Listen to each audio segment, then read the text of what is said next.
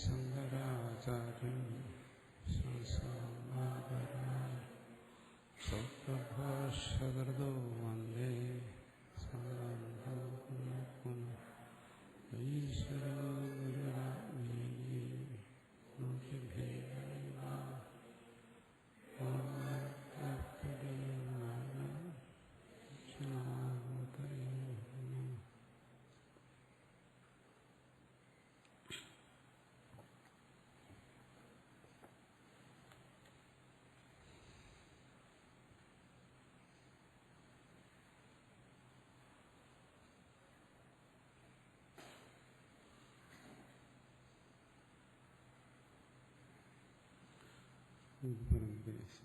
ഗുരുരാത്മീ രണ്ടാം അധ്യായം ഒന്നാം ബ്രാഹ്മൺ എട്ടാം ഭാഷ്യം.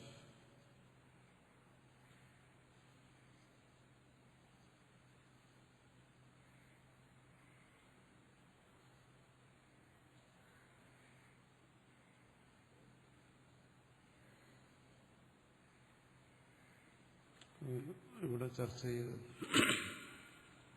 വിജ്ഞാനമയ ആത്മാവിനെ കുറിച്ച് ആദ്യം ചർച്ച ചെയ്തു. സുഷുപ്തി ദൃഷ്ടാന്തത്തിലൂടെ അത് ഉറങ്ങിക്കിടക്കുന്ന ഒരാളിനെ ചൂണ്ടിക്കാണിച്ചു. അതെന്തിനു വേണ്ടി? അവിടെ ശരീരമുണ്ട്, പ്രാണ ഉണർന്നിരിക്കുന്നു, അതിൽ നിന്നെല്ലാം വ്യത്യസ്തനായി ഒരാത്മാവുണ്ട്. വ്യത്യസ്തനായിരിക്കുന്നതാണ് ആത്മാവ്.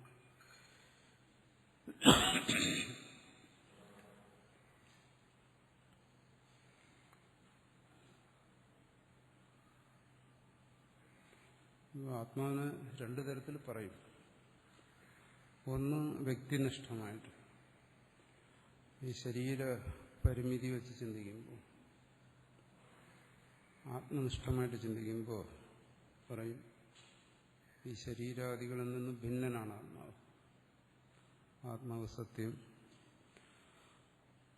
ശരീരവും മറ്റും മിഥ്യയാണെന്ന് പറയും. എന്തിനങ്ങനെ പറയുന്നു?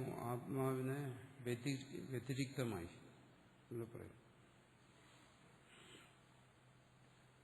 ആത്മാവിനെ വിവേചിച്ചറിയുന്നതിന് ആത്മാനാത്മ വിവേകം എന്ന് പറയും. കാരണം ഇവിടെ എല്ലാം ഒന്നായിട്ടാണല്ലോ അനുഭവപ്പെടുന്നത്. ആത്മാവേത് അനാത്മാവേത് അങ്ങനെ ഒരു ബോധമൊന്നുമില്ല. ജാഗ്രത അനുഭവത്തിൽ ശരീരം, മനസ്സ്, താൻ, അന്യൻ എല്ലാം അറിയുന്നു.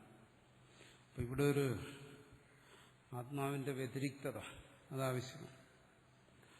ആ വ്യതിരിക്തതയെ ബോധിപ്പിക്കാൻ വേണ്ടിയിട്ടാണ് ഇവിടെ വിജ്ഞാനമയനായ ആത്മാവിനെ സുഷുപ്തി ദൃഷ്ടാന്തത്തിലൂടെ ഇവിടെ എടുത്തു കാണിച്ചത്. ഇനി സ്വപ്നത്തിലേക്ക് എന്തിനു നടക്കുന്നു പറയുന്നു. ആ ആത്മാവ് വ്യതിരിക്തൻ മാത്രമല്ല, വിശുദ്ധനുമാണ്. ആത്മാവിന്റെ വിശുദ്ധി അതിനെ കാണിക്കാൻ വേണ്ടിയിട്ടാണ്. ജാഗ്രത സ്വപ്നങ്ങളിലെല്ലാം ഈ അനുഭവങ്ങളെല്ലാം ഉണ്ടെങ്കിലും, പ്രപഞ്ചാനുഭവം, സുഖദുഃഖാദി അനുഭവങ്ങളെല്ലാം ഉണ്ടെങ്കിലും ആത്മാവ് വിശുദ്ധനാണ്. അതാണ് ഇവിടെ പറയുന്ന സത്യം വിജ്ഞാനമയി വ്യതിരിക്തി കാര്യകാരണ ദേവതാത്മദർശന അവിദ്യ അധ്യാരോപിതം ശുദ്ധികായം വിവരജിതത്വ ദർശനമിത്യേത സിദ്ധരീതി വ്യതിരിക്താത്മ അസ്തിത്വ പ്രദർശന ന്യായേനൈവ നത് തത് വിശുദ്ധിവരതേവ ന്യായയുക്ത. മുമ്പ് വ്യതിരിക്ത ആത്മാവിനെ കാണിക്കാൻ വേണ്ടിയിട്ട് വിജ്ഞാനമയനായ ആത്മാവിനെ കുറിച്ച് പറഞ്ഞു. ഇവിടെ തദ്വിശുദ്ധിവരത, ഇവിടെ ആത്മാവിന്റെ വിശുദ്ധിയെക്കുറിച്ച് പറയും. ഇത്യുക്ത ഇത്യസന്നവി ദൃഷ്ടാന്തോ ജാഗ്രത് കാര്യകാരണ ദേവതാത്മത്വ ദർശന ലക്ഷണം പുനരുദ്ഭാവ്യതേ.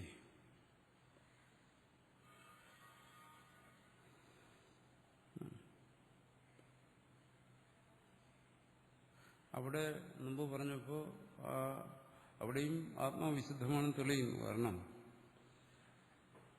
ശരീരാദികളല്ല സത്യം, ആത്മാവാണ് സത്യം, വിജ്ഞാനമയനാണ് സത്യം എന്ന് പറയുമ്പോൾ ഫലത്തിൽ ആ വിജ്ഞാനമയൻ ശുദ്ധനാണെന്ന് കിട്ടും.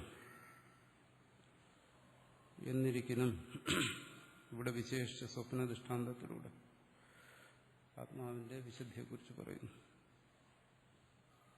പൂർവോത്തര ശുദ്ധി ദ്വാരസ്യ ആർത്ഥികത്വ ഇഹ വാചനികത്വ. കാര്യങ്ങൾ രണ്ടു തരത്തിൽ പറയും.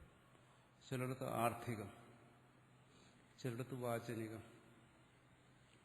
വാചനികമായി പറയുക എന്ന് പറയാൻ നേരിട്ട് പറയുക. പറയുന്ന വാക്യങ്ങളിൽ നിന്ന് തന്നെ നമുക്ക് അതിന്റെ അർത്ഥം കിട്ടും. പിന്നെ കടന്ന് ചിന്തിക്കേണ്ട ആവശ്യമില്ല. ആർത്ഥികം എന്ന് പറയുന്നത് അർത്ഥാത് കിട്ടും. നേരിട്ട് പറയുന്നത് അല്ല, അത് അല്പം കൂടി കടന്ന് ചിന്തിക്കേണ്ടി വരും. ഇവിടെ സ്വപ്ന ദൃഷ്ടാന്തത്തിലൂടെ ആത്മാവിന്റെ വിശുദ്ധിയെ സമർത്ഥിക്കുകയാണ്.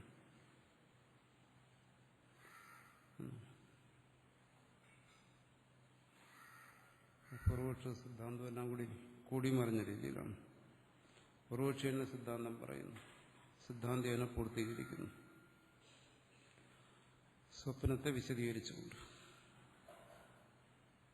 അങ്ങനെ വ്യക്തിനിഷ്ഠമായി അല്ലെങ്കിൽ ശരീരോപാധിയോടുകൂടി അല്ലെങ്കിൽ ജീവന് പ്രാധാന്യം കൊടുത്ത് ചിന്തിക്കുമ്പോഴാണ് അവിടെ അനാത്മവിവേകം.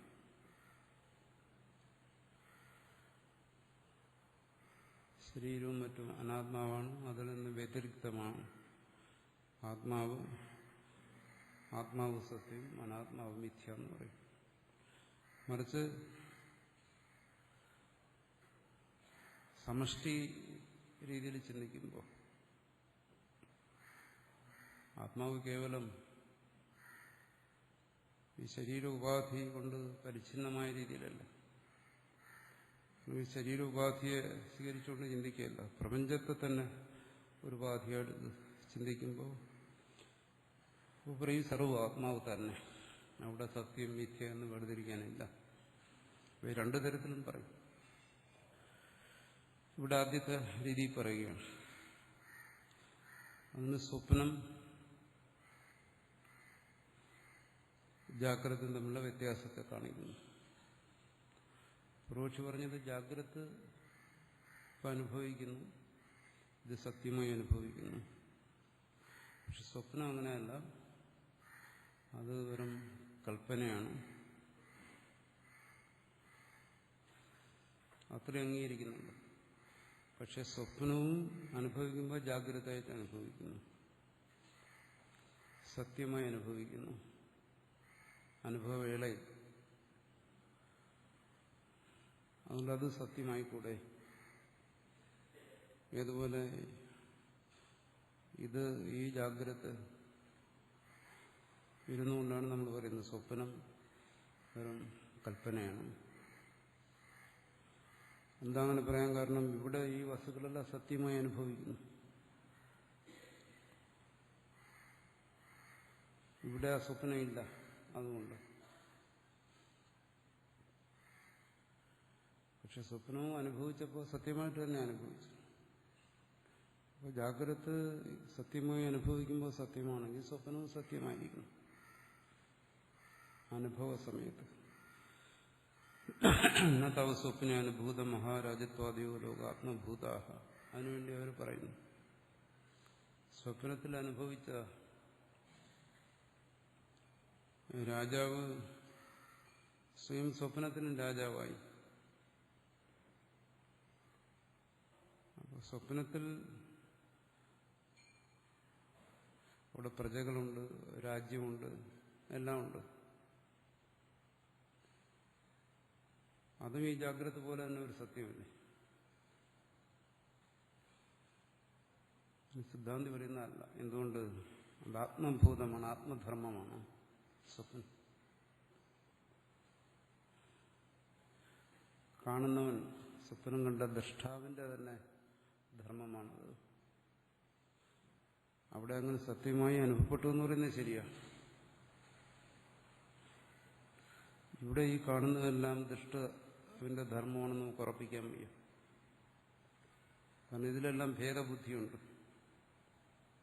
പുസ്തകം അത് ദൃഷ്ടാവായ എന്റെ ധർമ്മമല്ല, ഇത് ഈ മേശപ്പുറത്തിരിക്കുന്ന ഒരു വസ്തുവാണ്.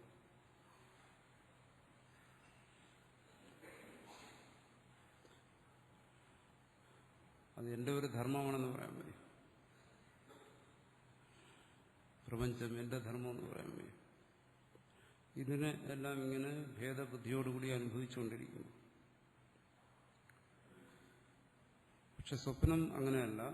അത് ദൃഷ്ടാവിന്റെ ധർമ്മമല്ലാതെ അവിടെ മറ്റൊന്നുമില്ല. അതുകൊണ്ട് സ്വപ്നം മിഥ്യ തന്നെയാണ്. അത് സത്യമായി അനുഭവിക്കുന്നുണ്ടെങ്കിലും.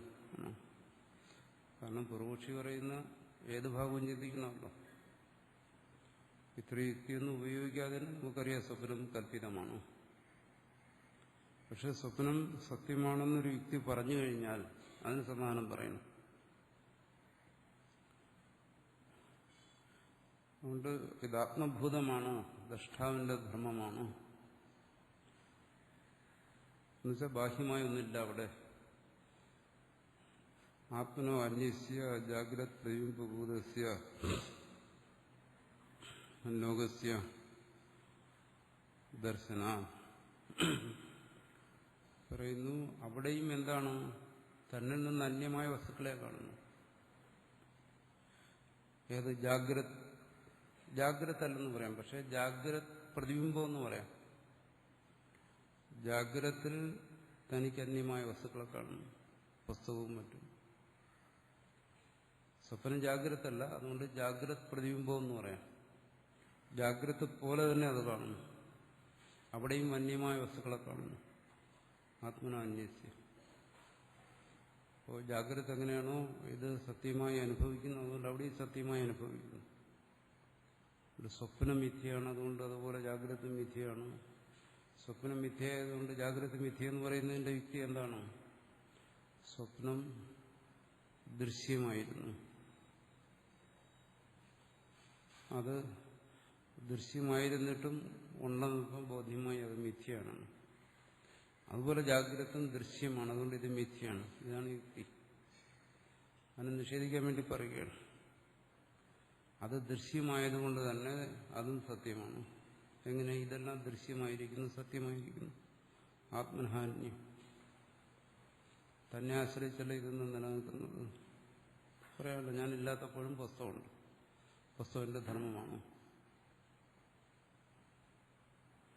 ഞാനുള്ളിടത്തെല്ലാം എന്താ പുസ്തകമുണ്ടോ? ഞാനുള്ളിടത്തെല്ലാം എന്റെ മനസ്സുണ്ട്, എന്റെ വികാര വിചാരങ്ങളെല്ലാം ഉണ്ട്, കാമക്രോധാദി വികാരങ്ങളുണ്ട്. അതെല്ലാം ആത്മധർമ്മം എന്ന് പറയാം. പക്ഷെ പുസ്തകം അങ്ങനെയല്ല, അതെല്ലായിടത്തും ഇല്ല. അത് ആത്മധർമ്മമല്ല, അന്യമാണ്. അതുപോലെ സ്വപ്നത്തിലും അന്യവസ്തുക്കളുണ്ട്.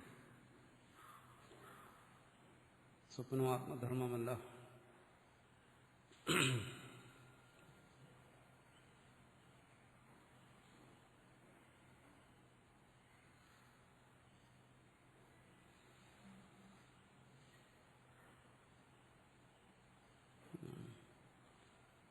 പറയുന്നു മഹാരാജൈവ അത്യാതാവത് വ്യസ്തസുപ്താസു പ്രകൃതിഷു പര്യങ്കേ ശയാനഃ സ്വപ്നം പശ്യൻ ഉപസംഹൃതകർണഃ പുനരുപഗത പ്രകൃതിം മഹാരാജമിവ ആത്മാനം ജാഗരൈവ പശ്യതി യത്ര ആഗതം ഭുഞ്ജാനമിവ ച ഭോഗാൻ ന ച തസ്യ മഹാരാജസ്യ പര്യങ്കേ ശയന ദ്വിതീയോ അന്യപ്രകൃത്യുപേതോ വിഷയേ പര്യടൻ അഹനി ലോകേ പ്രസിദ്ധോ അസ്തി. യമസു സുപ്ത പശ്യതി നചോപസംഹൃതകർണസ്യ രൂപാതിമത്തോ ദർശനം ഉപപദ്യതേ എന്നുവെച്ചാൽ ദേഹേ ദേഹാന്തരസ്യ തത്തുല്യസ്യ സംഭവോസ്തി ദേഹസ്ഥസ്യ ദേവ ഹി സ്വപ്നദർശന. ആ സ്വപ്നം എന്താണെന്ന് വിശദീകരിക്കുന്നു.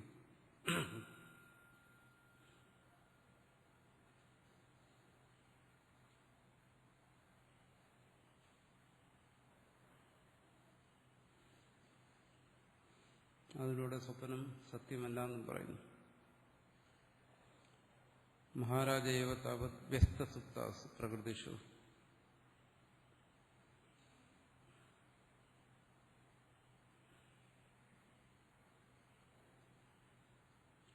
മഹാരാജാവ് ഇത് ഉറങ്ങുന്ന കാര്യം പറയുന്നത്, രാത്രിയിൽ ഉറങ്ങുന്ന കാര്യം. ഇപ്പൊ എല്ലാവരും ഉറങ്ങുന്നു, മഹാരാജാവും ഉറങ്ങുന്നു. വ്യസ്തസുപ്താസു പ്രകൃതിഷു. പ്രകൃതി എന്ന് പറയുന്നത് പ്രജകൾ. വ്യസ്തസുപ്ത, ഓരോരുത്തരും അവരവരുടെ രാജാവ് കൊട്ടാരത്തിൽ ഉറങ്ങുന്നു, പ്രജകൾ അവരവരുടെ വീട്ടിൽ ഉറങ്ങുന്നു, അവരവരുടെ കിടക്കുകളിൽ അവരവർ ഉറങ്ങുന്നു. അങ്ങനെ ഉറങ്ങി പര്യങ്കേ ശയാനഹ, അവരവരുടെ കട്ടിലുകളിൽ കിടന്നുറങ്ങുകയാണ് എല്ലാവരും. സ്വപ്നം പശ്യൻ. രാജാവിന് ഉദാഹരണം ഇട്ടെടുക്കുക. രാജാവ് സ്വപ്നം കാണുന്നു. ഉപസംഹൃത കർണ. ഇവിടെ രാജാവിനെ സംബന്ധിച്ചിടത്തോളം ഈ ജാഗ്രതത്തിലെ ഇന്ദ്രിയങ്ങൾ, ജ്ഞാനേന്ദ്രിയങ്ങൾ പ്രവർത്തിക്കുന്നില്ല. ഈ ജാഗ്രതത്തിലെ മനസ്സ് പ്രവർത്തിക്കുന്നില്ല.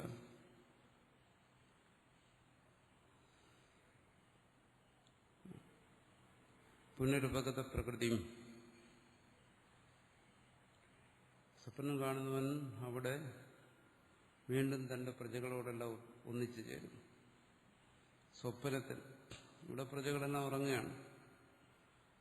മഹാരാജം ആത്മാനം തന്നെ വീണ്ടും രാജാവായി കാണുന്നു. രാജാവ് സ്വപ്നം കാണുന്നത് രാജാവായിട്ട് തന്നെ. തന്നെ മുമ്പിൽ അമാത്യനും പ്രജകളും സേനാനായകനും എല്ലാം ഉണ്ട്. അപ്പൊ തന്നെ രാജാവായി കാണുന്നു, താൻ സിംഹാസനത്തിലായിരിക്കുന്നത് കാണുന്നു. ജാഗ്രതൈവ പശ്യതി. എങ്ങനെയാണോ ജാഗ്രതത്തിൽ ഇവരെല്ലാം കാണുന്നത്, ജനങ്ങളെ, രാജ്യത്തെ, മന്ത്രിയെ, സേനയെ, അതുപോലെ സ്വപ്നത്തിനും കാണുന്നു. എത്ര ആഗതം ഭുഞ്ചാനം യുജ ഭോഗാൻ. മാത്രമല്ല, രാജാവ് സർവസൗഭാഗ്യങ്ങളും അനുഭവിക്കുന്നു. എങ്ങനെയാണോ ജാഗ്രതത്തിൽ സുഖഭോഗങ്ങൾ അനുഭവിക്കുന്നത്, അതുപോലെ സ്വപ്നത്തിൽ എല്ലാം അനുഭവിക്കുകയും ചെയ്യുന്നു. എന്നുവെച്ചാൽ തസ്യ മഹാരാജസ്യ പര്യങ്കേ ശയനാദ്വിതീയോ അന്യ പ്രകൃതിപോ ഉപേതോ വിഷയേ പര്യടൻ അഹനി ലോകെ പ്രസിദ്ധോ അസ്തി. എന്താ, ആരെങ്കിലും കാണുന്നുണ്ടോ? ഈ ഉണർന്നിരിക്കുന്ന ആരെങ്കിലും കാണുന്നുണ്ടോ? എന്താണ്? തസ്യ മഹാരാജസ്യ പര്യങ്കേ. രാജാവ് അവിടെ നിശബ്ദനായി നിശ്ചലനായി ഉറങ്ങുകയാണ്. ശയന ദ്വിതീയോ അന്യ, രണ്ടാമതൊരുവനെ കാണുന്നുണ്ടോ ആണെങ്കിൽ? പ്രകൃതി ഭേദ, എന്താ, പ്രജകളോടെല്ലാം കൂടി ചേർന്ന് വിഷയെ പര്യടൻ, നാട്ടിലെല്ലാം ചുറ്റിക്കറങ്ങുന്ന ഒരാളാണ് രാജാവ്. ഇതൊക്കെ സംഭവിക്കുന്നുണ്ട്. പക്ഷെ മറ്റാരെങ്കിലും അങ്ങനെ ഒരാളെ കാണുന്നുണ്ടോ? പ്രകൃതി ഭേദനായി പ്രജകളോട് കൂടി ചേർന്ന് വിഷയെ എന്നുവെച്ചാൽ ദേശത്ത് പര്യടനം നടത്തുന്ന അഹനി, പകല്, അതും പകല്, ഉറങ്ങുന്ന രാത്രിയാണ്. അപ്പോൾ പകല് ചുറ്റിക്കിറങ്ങുന്ന ഒരു രാജാവിനെ ആർക്കെങ്കിലും കാണാൻ കഴിയുന്നുണ്ടോ? ലോകെ പ്രസിദ്ധോ അസ്ഥി. അങ്ങനെ പകല് ചുറ്റിക്കിറങ്ങുന്ന ഒരു രാജാവിനെ ആരും തന്നെ കാണുന്നില്ല. പക്ഷെ രാജാവ് പകല് ചുറ്റിക്കിറങ്ങുകയും ചെയ്യുന്നു. സംഗതി ഉറക്കത്തിലാണെന്ന് മാത്രം. യമസു പുരുഷ സുപ്ത പശ്യതി.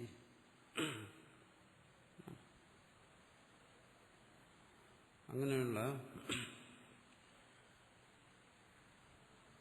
ഒരുവനെ ആരും കാണുന്നില്ല. ഇനി രാജാവ് കാണുന്നുണ്ടോ? ഞാനിതാ ഉറങ്ങിക്കിടക്കുകയാണ്, രാജാവായിരിക്കുന്ന ഞാനിതാ ഇപ്പോൾ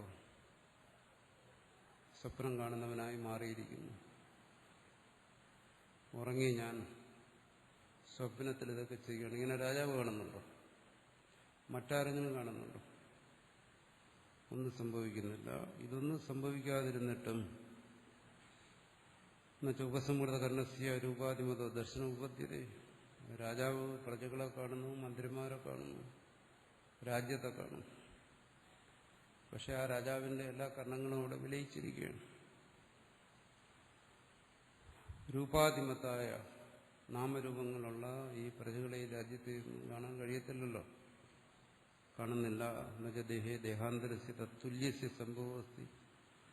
ഈ ദേഹത്തിൽ ഇനി മറ്റൊരു ദേഹം, ഇവിടെ അതാ സംഭവിച്ചിരിക്കുന്നത്. രാജാവ് ഉറങ്ങുന്നു, പക്ഷേ വേറൊരു ദേഹം അവിടെ സ്വപ്നം കാണുന്നു. സ്വപ്നം കാണുന്ന ദേഹമുണ്ടല്ലോ, ഒരു ദേഹമല്ല, അവിടെ പല ദേഹങ്ങളുണ്ട്. അതെങ്ങനെ സംഭവിക്കത്തില്ല. ദേഹാന്തരസ്യ തത്തുല്യസ്യ, മറ്റൊരു ദേഹം അല്ലെങ്കിൽ അതുപോലെ ഒരു ദേഹം ഇതൊന്നും സംഭവിക്കത്തില്ല. എന്തുകൊണ്ട്? ദേഹസ്ഥ സ്വപ്ന ദർശന. അപ്പോൾ ആ ദേഹസ്ഥനായ ആ ജീവനാണ് സ്വപ്നത്തെ കാണുന്നത്. എന്താ പറയുന്നത്? ജാഗ്രതത്തിൽ ഈ വിഷയങ്ങളെ അന്യമായി കാണുന്നു, അതുകൊണ്ട് സത്യമാണെന്ന് അനുഭവിക്കുന്നു. ഇത് സത്യമാണ്. അതുപോലെ സ്വപ്നത്തിലും വിഷയങ്ങളെ അന്യമായി കാണുന്നു, സത്യമാണെന്ന് അനുഭവിക്കുന്നു, അത് സത്യമാണ്. ഈ പറയുന്നതിന്റെ താല്പര്യം എന്താണ്? നിങ്ങൾ സ്വപ്നത്തെക്കുറിച്ച് ചർച്ച ചെയ്യുന്നത് നിങ്ങൾ സ്വപ്നത്തെ അനുഭവിച്ച കാര്യം പറഞ്ഞ് ശരിയാണ്. സ്വപ്നത്തെ അനുഭവിച്ചപ്പോൾ സത്യമായി തന്നെ അനുഭവിച്ചു. പക്ഷെ സ്വപ്നത്തെക്കുറിച്ച് ചർച്ച ചെയ്യുന്ന ഇത് ജാഗ്രതയാണോ അതേ സ്വപ്നമാണ്? സംശയം വല്ലതുണ്ടോ? ജാഗ്രതാണ്. സ്വപ്നത്തിൽ അനുഭവിച്ചപ്പോൾ സത്യമായിരുന്നു, ശരി. പക്ഷേ നിങ്ങൾ സ്വപ്നത്തെക്കുറിച്ച് ചിന്തിക്കുന്നത് ജാഗ്രതത്തിലാണ്. അപ്പോൾ ജാഗ്രത നിന്നുകൊണ്ട് സുഷുപ്തനെ കുറിച്ചും സ്വപ്നം കാണുന്നവനെ കുറിച്ചും ചിന്തിക്കുക.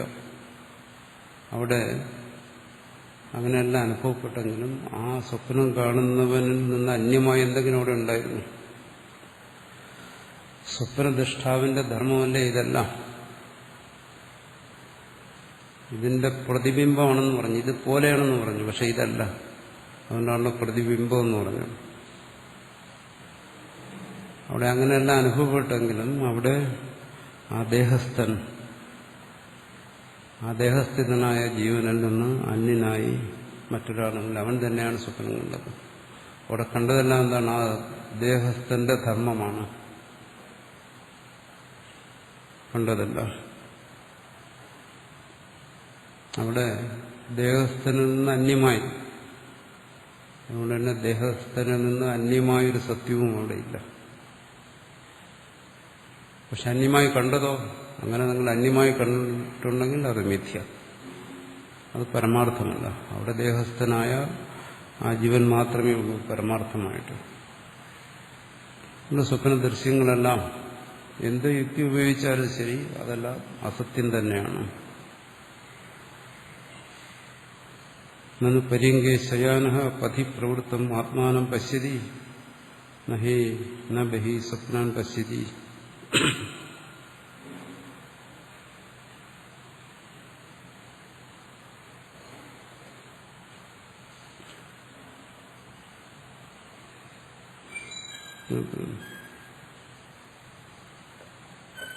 നാഭി ദേഹാത് വിനിഷ്ക്രമ്യ പർവ്വതാദീൻ സമീക്ഷതേ ദേഹം വിന കഥം അഗാത് ഗതിസാധന വർജിത.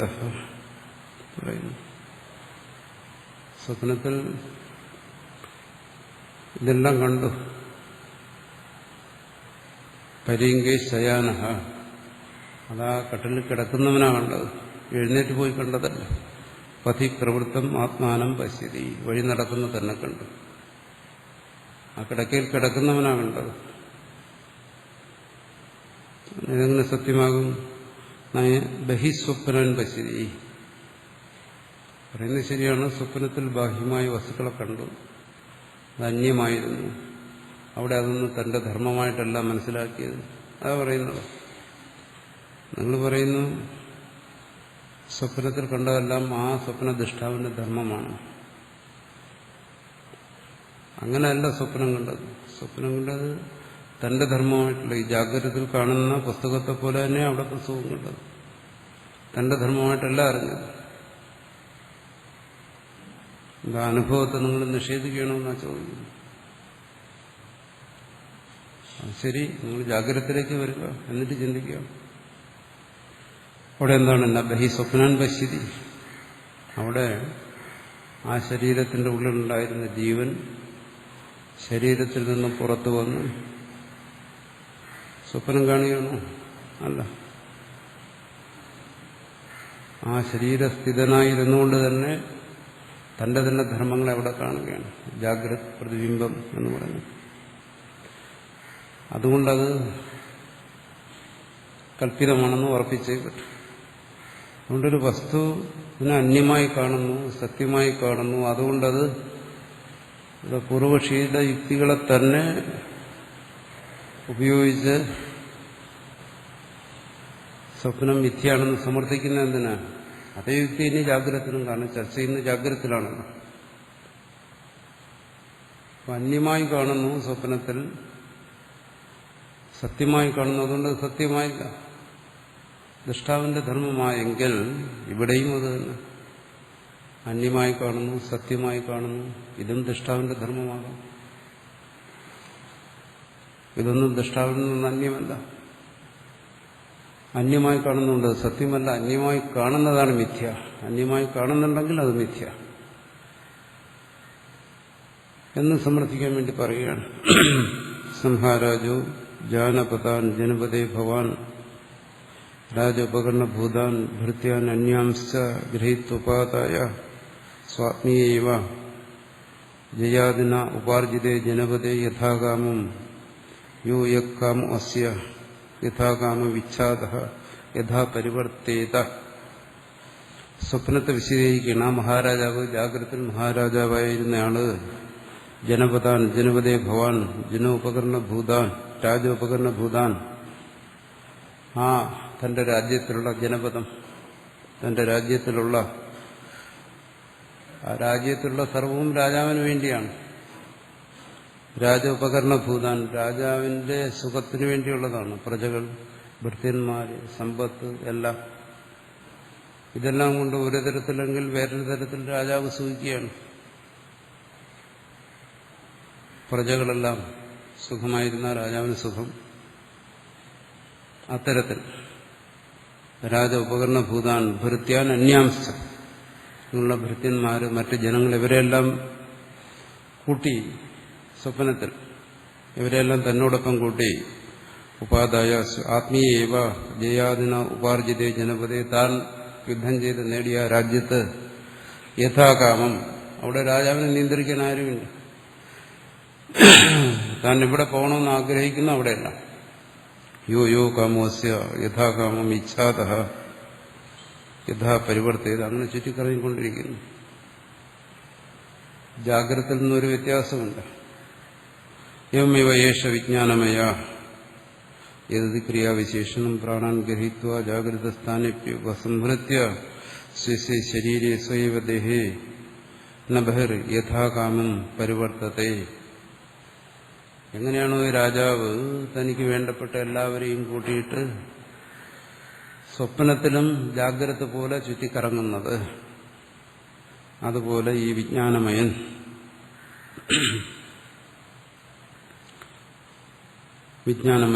ഈ ആത്മാവ് പ്രാണാൻ ഗൃഹീത്വ, ഈ പ്രാണന്മാരെല്ലാം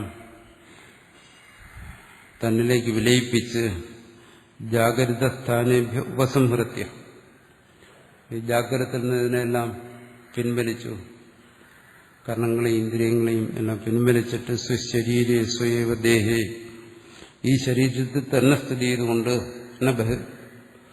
ഈ രാജ്യത്തിൽ ഈ ശരീരത്തിൽ നിന്ന് വിടാതെ യഥാകാമം പരിവർത്തതേ, തന്റെ ഇഷ്ടം പോലെ ചുറ്റിക്കറങ്ങുന്നു. അതാണ് സ്വപ്നം. ജീവനവിടെ യാതൊരു നിയന്ത്രണവുമില്ല, ആർക്കും നിയന്ത്രിക്കാൻ വയ്യ. രാജാവിനെ പോലെ തന്നെ രാജാവ് ജാഗ്രതത്തിനും സ്വതന്ത്രനാണ്, സ്വപ്നത്തിനും സ്വതന്ത്രനാണ്. രാജാവിനവിടെ ചോദ്യം ചെയ്യാൻ ആരുമില്ല. അതുപോലെ തന്നെ ഈ ജീവന് ജാഗ്രതത്തിലും അവൻ ഇന്ദ്രിയങ്ങളിലൂടെ അവന് ഇഷ്ടമുള്ള വിഷയങ്ങളെല്ലാം അനുഭവിച്ച് സുഖവും ദുഃഖവും അനുഭവിച്ച് ഭോഗങ്ങളെല്ലാം അനുഭവിച്ചു പോകുന്നു. അതേ ജീവൻ തന്നെ ഇതിനെല്ലാം പിൻവലിച്ച് സ്വപ്നത്തിലും തന്റെ സ്വതന്ത്രമായ പ്രവൃത്തി തുടരുന്നു. കാമ കർമ്മഭ്യാം ഉദ്ഭാസിത പൂർവ്വ അനുഭൂത വസ്തു സദൃശി വാസന അനുഭവതി. സ്വപ്നത്തെക്കുറിച്ച് നമുക്ക് ഇങ്ങനെ പറയാം. ഈ ജാഗ്രതുമായിട്ട് നേരത്തെ പറഞ്ഞല്ലോ, ജാഗ്രത് പ്രതിബിംബഭൂതസ്യ പൂർവക്ഷി സംബന്ധിച്ച കാര്യമാണ്. ഇത് ജാഗ്രത് പ്രതിബിംബം പോലെ. പ്രതിബിംബം എന്തുകൊണ്ട് പറഞ്ഞു? ജാഗ്രത്തിൽ മഹാരാജാവായിരുന്നു, സ്വപ്നത്തിന് മഹാരാജാവ് തന്നെ. ജാഗ്രത്തിൽ പ്രജകളുണ്ടായിരുന്നു, സ്വപ്നത്തിലും പ്രജകൾ വന്നു. ബിംബവും പ്രതിബിംബവും പോലെ അത് വരുന്നതിന് എന്താ കാരണം? കാമകർമ്മഭ്യാം ഉദ്ഭാസിത. കാമകർമ്മങ്ങളിലൂടെ സംസ്കാരമുണ്ടായി, ആ സംസ്കാരത്തിലൂടെ ഉണർന്ന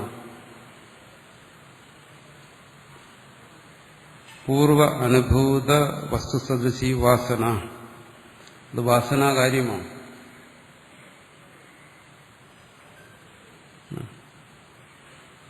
ജാഗ്രത്തിൽ പറയുന്നു വാസന അനുഭവതി എന്നാണ്. സ്വപ്നത്തിൽ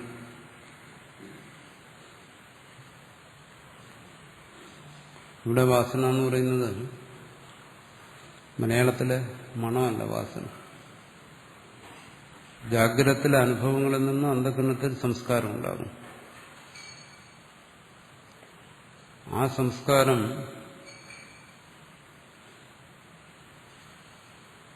ത്തിന് വസ്തുക്കളെ സൃഷ്ടിക്കാനോ ഒന്നും സാധ്യമല്ല. പക്ഷെ അത് സ്വപ്നത്തിൽ ആ സംസ്കാരം പ്രകടമാകും. അതാണ് പറഞ്ഞത് ഉദ്ഭാസിത എന്ന് പറഞ്ഞു. സിനിമ കാണുന്ന പോലെ. വാസ്തവത്തിലുള്ള മനുഷ്യൻ അവിടെ ഇല്ല. പക്ഷെ ആ മനുഷ്യന്റെ ഛായ എല്ലാ തരത്തിലും വികാര വിചാരങ്ങളെല്ലാം ഉള്ളതുപോലെ അനുഭവപ്പെടുന്ന ആ ഛായ.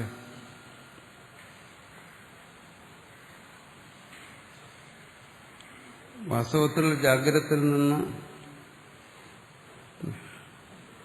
എന്താണോ ഉണ്ടായത് അതല്ല അവിടെ കാണും, അതവിടെ വേറെ തരത്തിൽ കാണും. സിനിമ പോലെ തന്നെ അവിടെ വാസ്തവത്തിൽ മനുഷ്യനുണ്ട്, ആ മനുഷ്യനവിടെ കാണുന്നില്ല. പിന്നെന്താണ്? ആ മനുഷ്യന്റെ ചിത്രമെടുത്ത് അതിനെ രൂപാന്തരപ്പെടുത്തി മറ്റൊരു രൂപത്തിലാക്കിയ സംസ്കാരം, അതിന്റെ സംസ്കാരത്തെ ഉണ്ടാക്കി അതിനെ വീണ്ടും രൂപാന്തരപ്പെടുത്തുന്നു. നാമരൂപങ്ങളെല്ലാം പ്രകടമാകത്തക്ക രീതിയിൽ അതിനെ രൂപാന്തരപ്പെടുത്തുന്നു. ആ രൂപാന്തരപ്പെടുത്തൽ അതിനാണ് വാസന എന്ന് പറയുന്നത്. നമ്മൾ കാണുന്നതിനെ സിനിമ എന്ന് പറയും. വാസ്തവത്തിൽ ഉള്ള അതിനെ സിനിമ എന്ന് പറയുന്നില്ല. അതിൽ നിന്ന് ഷൂട്ടിംഗ് നടത്തിയതിന് സിനിമ എന്ന് പറയുന്നില്ല. പക്ഷേ സ്ക്രീനിൽ കാണുന്നത് സിനിമ. അതാണ് ഇവിടെ വാസന എന്ന് പറയുന്നത്. വാസന അനുഭവതി എന്നാണ്.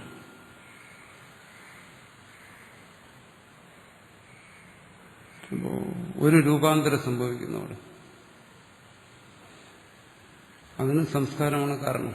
ജാഗ്രത അനുഭവങ്ങൾ, അനുഭവത്തിൽ നിന്നുള്ള സംസ്കാരം, ആ സംസ്കാരത്തിൽ നിന്ന് കാണുന്നതിനെല്ലാം പറയുന്നു അത് വാസനയാണ്. കാരണം അത് തത്തുല്യമാണ്, പക്ഷെ അത് പ്രതിബിംബമാണ്, ബിംബമാണ്. ആ വ്യക്തിയുടെ എല്ലാ സവിശേഷതകളും ഇവിടെ കാണുന്നു. ആ വ്യക്തി തന്നെ, എന്നാലും ആ വ്യക്തിയല്ല. അതുപോലെ അനുഭവിക്കുന്നു.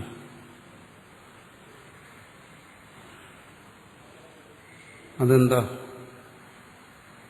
നമുക്ക് പറയാം, ആ സ്ക്രീനിൽ അനുഭവിക്കുന്നു. സ്ക്രീനിൽ പ്രകാശത്തിന്റെ വിവിധ അനുപാതങ്ങളിൽ അവിടെ എല്ലാം സംഭവിക്കുന്നു. ചലനവും എല്ലാം അവിടെ സംഭവിക്കുന്നു. അതുപോലെ ഇവിടെയും ക്രിയ, ചലനം പോലെയുള്ള സർവ്വം സംഭവിക്കുന്നു. ശബ്ദം ഉൾപ്പെടെയുള്ള കാര്യങ്ങൾ സംഭവിക്കുന്നു. ഇവിടെ സ്ക്രീൻ എന്താണ്? ആ ദ്രഷ്ടാവ് തന്നെ. സിനിമ കാണുന്നതിന് നമുക്ക് വേറൊരു സ്ക്രീൻ വേണം. അവിടെ സ്ക്രീനിൽ കൂടുതലായിട്ട് എന്താ ഉള്ളത്? പ്രകാശം, മറ്റൊന്നുമില്ല, കേവലം പ്രകാശം മാത്രം. അല്ലെങ്കിൽ പറയാം നിഴലും വെളിച്ചവും. അതുപോലെ ഇവിടെയും അതുപോലെയാണ്. അതെന്താ? നിഴലും വെളിച്ചത്തിന് സ്വന്തം നിലവിലാണോ? അല്ല, അത് വേറെ തരത്തിൽ നിന്ന് സംഗ്രഹിച്ചാണ്, എന്നിട്ട് തന്നെ രൂപാന്തരപ്പെടുത്തിയാണ്. അത് തന്നെയാണ് ഇവിടെ സംഭവിക്കുന്നത്. ജാഗ്രതത്തിലെ അനുഭവങ്ങളിൽ നിന്ന് ശക്തമായ ദൃഢമായ സംസ്കാരം വരുന്നു, അതിനൊരു രൂപാന്തരം വരുന്നു, വാസന എന്ന് പറയുന്നു. അതവിടെ ദ്രഷ്ടാവാകുന്ന സ്ക്രീനിൽ ഇതിങ്ങനെ പ്രകടമാകുന്നു. ദ്രഷ്ടാവാകുന്ന സ്ക്രീനിൽ പ്രകടമാകുന്നുകൊണ്ട് പറയുന്നത് അത് ദ്രഷ്ടാവിന്റെ ധർമ്മമാണ്, അല്ല ബാഹ്യമായൊന്നുമില്ല. ആ ചിത്രം സ്ക്രീനിന്റെ ധർമ്മമാണെന്ന് പറയുന്ന പോലെ. തസ്മാ സ്വപ്നേ മൃഷ അധ്യാരോപിത ഹേവ. അതുകൊണ്ടിവിടെ സ്വപ്നം മിഥ്യയാണ്, കൽപ്പിതമാണ് എന്ന് പറയുന്നതിന് എന്താ യുക്തി? അത് ആ ദൃഷ്ടാവിന്റെ ധർമ്മമാണ്. അധ്യാരോപിതായ ആത്മഭൂതത്വേന, ആത്മധർമ്മമാണ്, കാണുന്നവന്റെ ധർമ്മമാണ്. ചിത്രങ്ങൾ സ്ക്രീനിന്റെ ധർമ്മമാണ്, ദൃശ്യം ദർപ്പണത്തിന്റെ ധർമ്മമാണ്. അതുപോലെ സ്വപ്നം കാണുന്നവന്റെ ധർമ്മമാണ്. കാണുന്നവനിൽ നിന്ന് അന്യമായിട്ട് എവിടെ ഒന്നുമില്ല. അത് കാണുന്നവൻ തന്നെ എന്നർത്ഥം.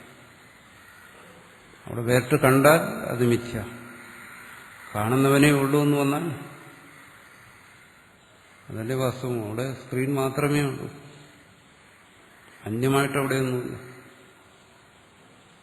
എന്നാലും നിഴലും വെളിച്ചവും അതുപോലെ ഇവിടെ ആത്മഭൂതേന. അതുകൊണ്ടാണ് ഇതിന് ആത്മധർമ്മം എന്ന് പറയുന്നത്. ഒരു ഭേദം അവിടെ അനുഭവപ്പെടുന്നുണ്ടല്ലോ. നമുക്ക് പറയാമല്ലോ, അത് സ്ക്രീൻ മാത്രമല്ല, അവിടെ വെളിച്ചമുണ്ട്, നിഴലുണ്ട് എന്നുകൂടി നമുക്ക് പറയാം. അതുകൊണ്ട് സ്ക്രീനിന്റെ ധർമ്മം എന്ന് പറയുന്നു. ഇവിടെ അങ്ങനെയും ഇരിക്കാൻ വയ്യുന്നതുകൊണ്ട് ഇവിടുത്തെ വെളിച്ചം എന്ന് പറയുന്നത് ജ്ഞാനം തന്നെ. ജ്ഞാനം എന്ന് പറയുന്നത് ദ്രഷ്ടാവ് തന്നെ. സ്ക്രീനിൽ വേണമെങ്കിൽ നമുക്ക് വെളിച്ചം വേറെ സ്ക്രീൻ വേറെ എന്ന് പറയാം. ഇവിടെ സ്ക്രീനും വെളിച്ചമാണ്, സ്ക്രീനും ജ്ഞാനമാണ്. അവിടെ കാണുന്നതും ജ്ഞാനമാണ്, വെളിച്ചമാണ്. അങ്ങനെ വാസന എന്ന് പറഞ്ഞേ ഉള്ളൂ. ആത്മഭൂതേന ലോകാഹ പറയുന്നു. ഇവിടെ കാണുന്നതെല്ലാം അവിദ്യമാനായ വസന്ത, വാസ്തവത്തിൽ ഇല്ലാത്തതാണ്, ബോധ്യം വരുന്നു. അപ്പോൾ സ്വപ്നത്തിൽ അത് സത്യമായി അനുഭവിച്ചാലും ജാഗ്രതയിൽ ചിന്തിക്കുമ്പോൾ ഇല്ലാത്തതാണ്. അപ്പോൾ അതിൽ നിന്ന് മനസ്സിലായി, നമ്മൾ അനുഭവിക്കുന്നത് ആ ദ്രഷ്ടാവിന്റെ ധർമ്മമാണെങ്കിൽ അത് ദ്രഷ്ടാവിൽ നിന്ന് അന്യമല്ല.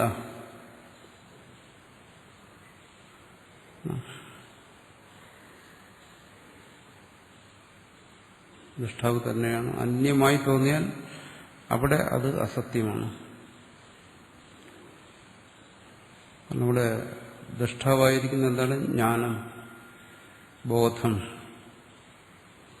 അപ്പോൾ ബോധത്തിലെ നിഴലുകളാണ് അവിടെ കണ്ടത്. അതിനെയൊന്നും ബോധത്തിൽ നിന്ന് വേർതിരിക്കാൻ വയ്യ. ആ രീതി സ്വപ്നത്തിനെ സ്വപ്നദ്രഷ്ടാവിൽ നിന്ന് വേർതിരിക്കാൻ വയ്യ. വേർതിരിക്കുകയാണെങ്കിൽ അവിടെ പുറമേ വരണം രാജാവ്, കട്ടിൽ കിടക്കുന്ന രാജാവ് കൂടാതെ വേറെ രാജാവ് കൂടെ വരണം. അത് സംഭവിക്കുന്നില്ല. അങ്ങനെ അവിടെ വേർതിരിക്കാൻ കഴിയാത്തതുകൊണ്ട് ദൃഷ്ടാവ് തന്നെയാണ്. അത് വേറെയാണെന്ന് കാണുകയാണെങ്കിൽ അത് മിഥ്യയാണ്. തഥാ ജാഗ്രതേവി, ജാഗ്രത അതുപോലെ മനസ്സിലാക്കിയാണ്. ഇതെല്ലാം സത്താണോ, അല്ലെങ്കിൽ ചിത്താണോ, സംവിത്താണോ എന്ന് മനസ്സിലാക്കാം. അല്ല, ഇവിടെ നിങ്ങൾക്ക് വേർതിരിക്കണമെങ്കിൽ നിങ്ങൾ വേർതിരിക്കുന്നതെല്ലാം മിഥ്യ. അങ്ങനെ ജാഗ്രതയിലും മനസ്സിലാക്കണം. തസ്മാ വിശുദ്ധോ അക്രിയാകാരകഫലാത്മകോ വിജ്ഞാനമയ ഇത്യേതസിദ്ധം. അതുകൊണ്ട് ഈ വിജ്ഞാനമയനായ ആത്മാവിൽ യാതൊരു കലർപ്പ് സംഭവിച്ചിട്ടില്ല. അത് വിശുദ്ധനാണ്. സ്വപ്ന ദൃഷ്ടാന്തത്തിലൂടെ മനസ്സിലാക്കാം. എന്തുകൊണ്ട് വിശുദ്ധനെന്ന് പറയുന്നു? അതിനെ അശുദ്ധമാക്കാൻ രണ്ടാമതൊന്നും അവിടെ ഇല്ല. അവിടെ എന്താണോ കണ്ടതെല്ലാം അത് തന്നെയാണ്, ആത്മധർമ്മമാണ്. അല്ല എന്ന് പൂർവക്ഷി പറയുന്നു, ആണെന്ന് പറയുന്നു. പൂർവക്ഷി പറയുന്നു അവിടെ ഭേദദൃഷ്ടി ഉള്ളതുകൊണ്ട്, ഭേദാനുഭവം ഉള്ളതുകൊണ്ട് ആത്മധർമ്മമല്ല എന്നാണ്. ജാഗ്രതയിലെ പോലെ സിദ്ധാന്തി പറയുന്നു അവിടെ ഭേദമില്ല, ആത്മധർമ്മം തന്നെ, ഒരേ ഒരു ബോധം തന്നെ പലതായി അനുഭവപ്പെടുന്നു. ജാഗ്രതത്തിലും സ്വപ്നത്തിലുമെല്ലാം അത് തന്നെയാണ്, ഒന്ന് തന്നെ പല രീതിയിൽ പ്രകാശിക്കുന്നു. അതുകൊണ്ട് വിജ്ഞാനമയൻ വിശുദ്ധനാണ്, അക്രിയാകാരകഫലാത്മകനാണ്. യസ്മാ ദൃശ്യന്തേ ദൃഷ്ടവിഷയഭൂത ക്രിയാകാരകഫലാത്മക കാര്യകരണലക്ഷണ ലോക തഥാ സ്വപ്നേപി. പറയുന്നു സ്വപ്നത്തിലെ പോലെ സ്വപ്നം മിഥ്യയായതുകൊണ്ട് ജാഗ്രത മിഥ്യയാണെന്നുള്ളതല്ല, തിരിച്ചും പറയാം. പൂർവക്ഷി നേരത്തെ എന്താ പറഞ്ഞത്? ജാഗ്രത സത്യമായി അനുഭവിക്കുന്നു, സ്വപ്നവും സത്യമായി അനുഭവിക്കുന്നു. സത്യമായി അനുഭവിക്കുന്ന ജാഗ്രത സത്യമാണ്, അതുപോലെ സ്വപ്നവും സത്യമാണ്. അതുകൊണ്ട് സ്വപ്നം മിഥ്യയായതുകൊണ്ട് ജാഗ്രത മിഥ്യയാണെന്ന് പറയാൻ പറ്റില്ലെന്നാണ് സിദ്ധാന്തി പറയുന്നത്. അങ്ങനെയല്ല. ദൃശ്യന്തേ ദൃഷ്ടവിഷയഭൂത ക്രിയാകാരക ഫലാത്മക കാര്യകാരണ ലക്ഷണാലോക. ഇവിടെ ദ്രഷ്ടാവിന്റെ വിഷയമായി അനുഭവിക്കുന്ന ക്രിയാകാരക ഫലാത്മകമായ ഈ ലോകം, ഈ അനുഭവങ്ങൾ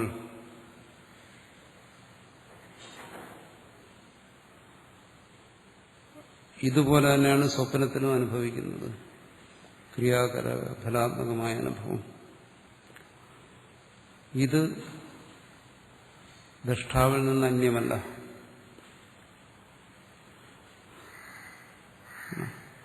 അന്യമായി കണ്ടാൽ ഇത് മിഥ്യ.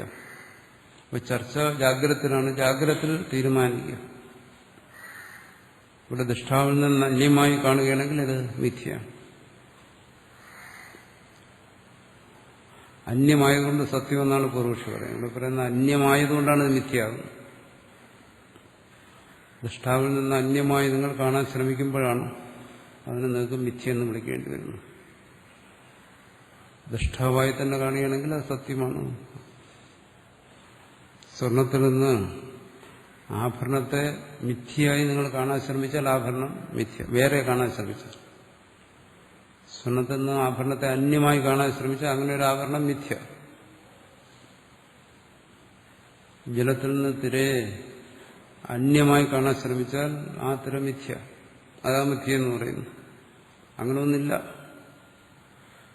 അത് ജലം തന്നെയാണ്.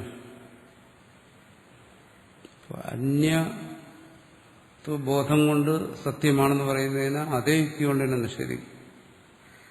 അന്യമായി കാണുന്നതുകൊണ്ട് ഇത് മിഥ്യയാണ്. ഇനി സ്വർണത്തെ, ആഭരണത്തെ സ്വർണമായി കണ്ടു കഴിഞ്ഞാൽ അത് സത്യം തന്നെ. അതുകൊണ്ട് സ്വപ്നം പോലെയാണ് ജാഗ്രത എന്ന് പറയാം, തിരിച്ചും പറയാം ഈ ജാഗ്രത പോലെയാണ് സ്വപ്നവും. കാരണം നമുക്ക് ജാഗ്രതത്തിന് പ്രാധാന്യം കൊടുത്ത് ചിന്തിക്കേണ്ടി വരുന്നു.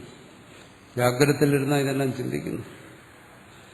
ജാഗ്രതയിൽ തീരുമാനിക്കുക എന്താണ് ഈ അന്യമായി കാണുന്നതൊക്കെ അതുകൊണ്ട് സത്യമാകുമോ ഇല്ല എങ്കിൽ സ്വപ്നത്തിലും അങ്ങനെ തന്നെ. ഇപ്പൊ തിരിച്ചാൽ തസ്മാത് അന്യവസ്തു ദൃശ്യേഭ്യ സ്വപ്ന ജാഗ്രത ലോകേഭ്യോ ദൃഷ്ടാവിജ്ഞാനമയോ വിശുദ്ധ. അതുകൊണ്ട്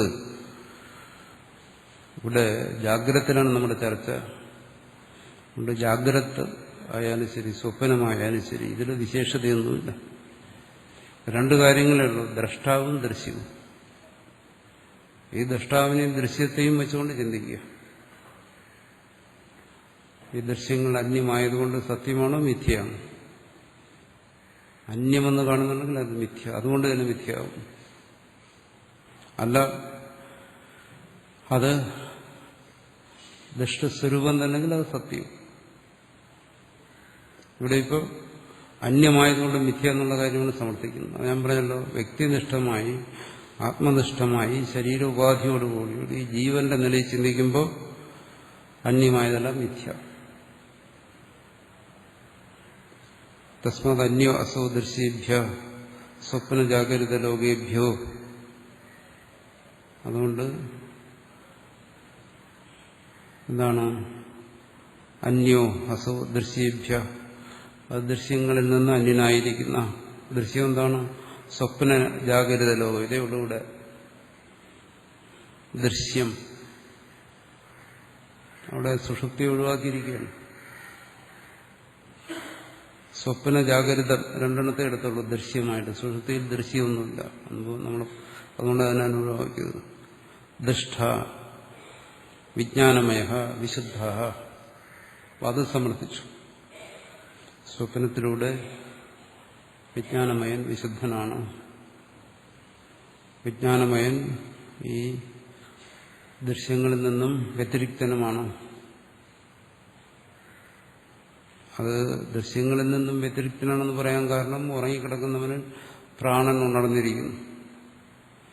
അപ്പോൾ ആ പ്രാണനല്ല, പ്രാണനിൽ നിന്നും വ്യതിരിക്തനാണ് എന്ന് കാണിക്കാൻ വേണ്ടിയിട്ടാണ് പറയുന്നത്. പരദൃഷ്ടി മുമ്പ് പറഞ്ഞല്ലോ.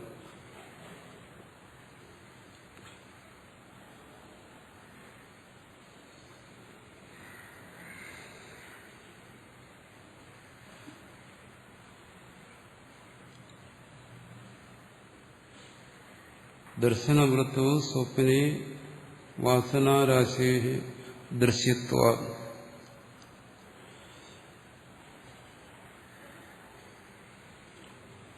അതധർമ്മതേതി വിശുദ്ധത അവഗത ആത്മനഃ.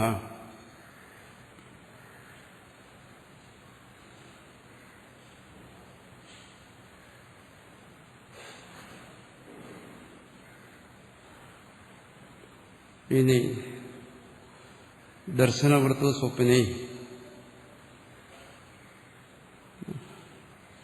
സ്വപ്നവും ദർശനവൃത്തിയാണ്. അത് ദർശനവൃത്തി എന്ന് പറയുന്നത് എന്തുകൊണ്ട്?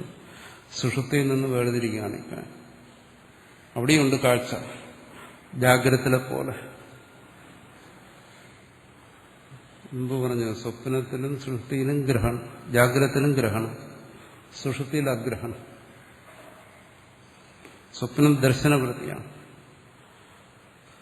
ജ്ഞാന അനുഭവം ഉള്ള, അല്ലെങ്കിൽ അനുഭവമുള്ള തലമെന്ന് പറഞ്ഞാലും മതി. ജ്ഞാനാനുഭവം എന്ന് പറയേണ്ട കാര്യം, അനുഭവമുള്ള തലമാണ് സ്വപ്നം, ജാഗ്രത പോലെ. വാസനാരാശിഹേ ദൃശ്യത്വ. അവിടെ ദൃശ്യമായിരിക്കുന്നതെല്ലാം വാസനാരാശിയാണ്. വാസനയാണ് അവിടെ ദൃശ്യമായിരിക്കുന്നത്. മുമ്പ് പറഞ്ഞല്ലോ, സ്ക്രീനിലെ ചിത്രത്തെ പോലെ. ജാഗ്രത് സംസ്കാരത്തിൽ നിന്നും പ്രകടമായത്, അതിനാണ് ഇവിടെ വാസന എന്ന് പറയുന്നത്. വാസന എന്ന് പറഞ്ഞാൽ അത് അങ്ങനെ ഒരു കാഴ്ചയല്ല, അതിനപ്പുറം അവിടെ ഒരു വസ്തുവില്ല. ഇവിടെ നമുക്ക് ഈ വസ്തുക്കളൊക്കെ അനുഭവപ്പെടുന്നുണ്ട്. അവിടെ ഇതുപോലെ വസ്തുക്കൾ അനുഭവപ്പെടുന്നു. പുസ്തകവും മേശയും എല്ലാം അനുഭവപ്പെടുന്നുണ്ട്. പക്ഷെ ജാഗ്രതയിൽ നിന്ന് ചിന്തിച്ചു നോക്കിയപ്പോൾ അവിടെ പുസ്തകവും മേശയൊന്നുമില്ല. പക്ഷെ എന്നാലും അത് അങ്ങനെയുള്ള അനുഭവപ്പെട്ടത് സത്യമായിട്ട്. നീളവും വീതിയും വെയിറ്റും ഒക്കെയുള്ള സാധനങ്ങൾ അവിടെയും കണ്ടത്. ആ വസ്തുവല്ലെന്നങ്ങനെ പറയാൻ പറ്റും. പറയുന്നു അത് വാസനാരാശിയാണ്. അത് ബോധ്യമായി. കാരണം എന്തായാലും ഞാൻ ഉറങ്ങിക്കിടന്നപ്പോൾ എൻ്റെ ഉള്ളിലാണ് അതെല്ലാം കണ്ടത്. ഈ മേശയ്ക്കും കസേരയ്ക്കൊന്നും അവിടെ കടന്ന് എല്ലാം കഴിയത്തില്ല, അവിടെ പ്രവേശനമില്ല. അതുകൊണ്ടത് വാസനയാണ്. ആ കണ്ടത് സ്വപ്നം വാസനയാണ്. വാസനാദൃശ്യത്വ ആ തദ്ധർമ്മത.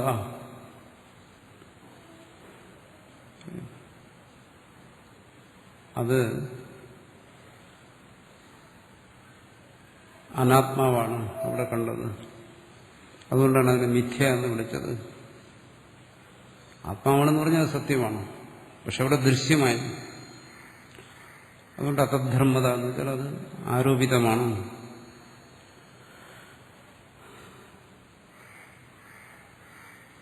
ദൃശ്യമായിരിക്കുന്നിടത്തോളം കാലം അത് ആരോപിതമായിരിക്കുന്നു.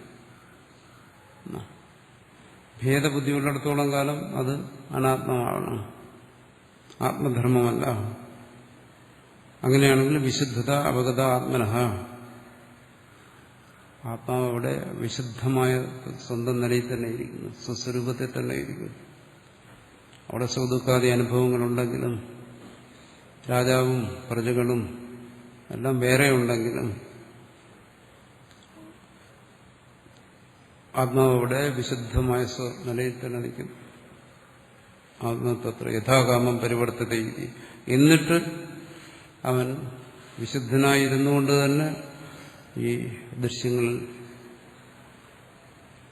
ദൃശ്യമായിത്തീരുന്നു. യഥാകാമം പരിവർത്തനത്തെ, രാജാവിന്റെ ഉദാഹരണം പറഞ്ഞ പോലെ രാജ്യത്തൊക്കെ ചുറ്റിയടിക്കുന്നു. ഇത് കാമവശാത് പരിവർത്തനമുക്തം.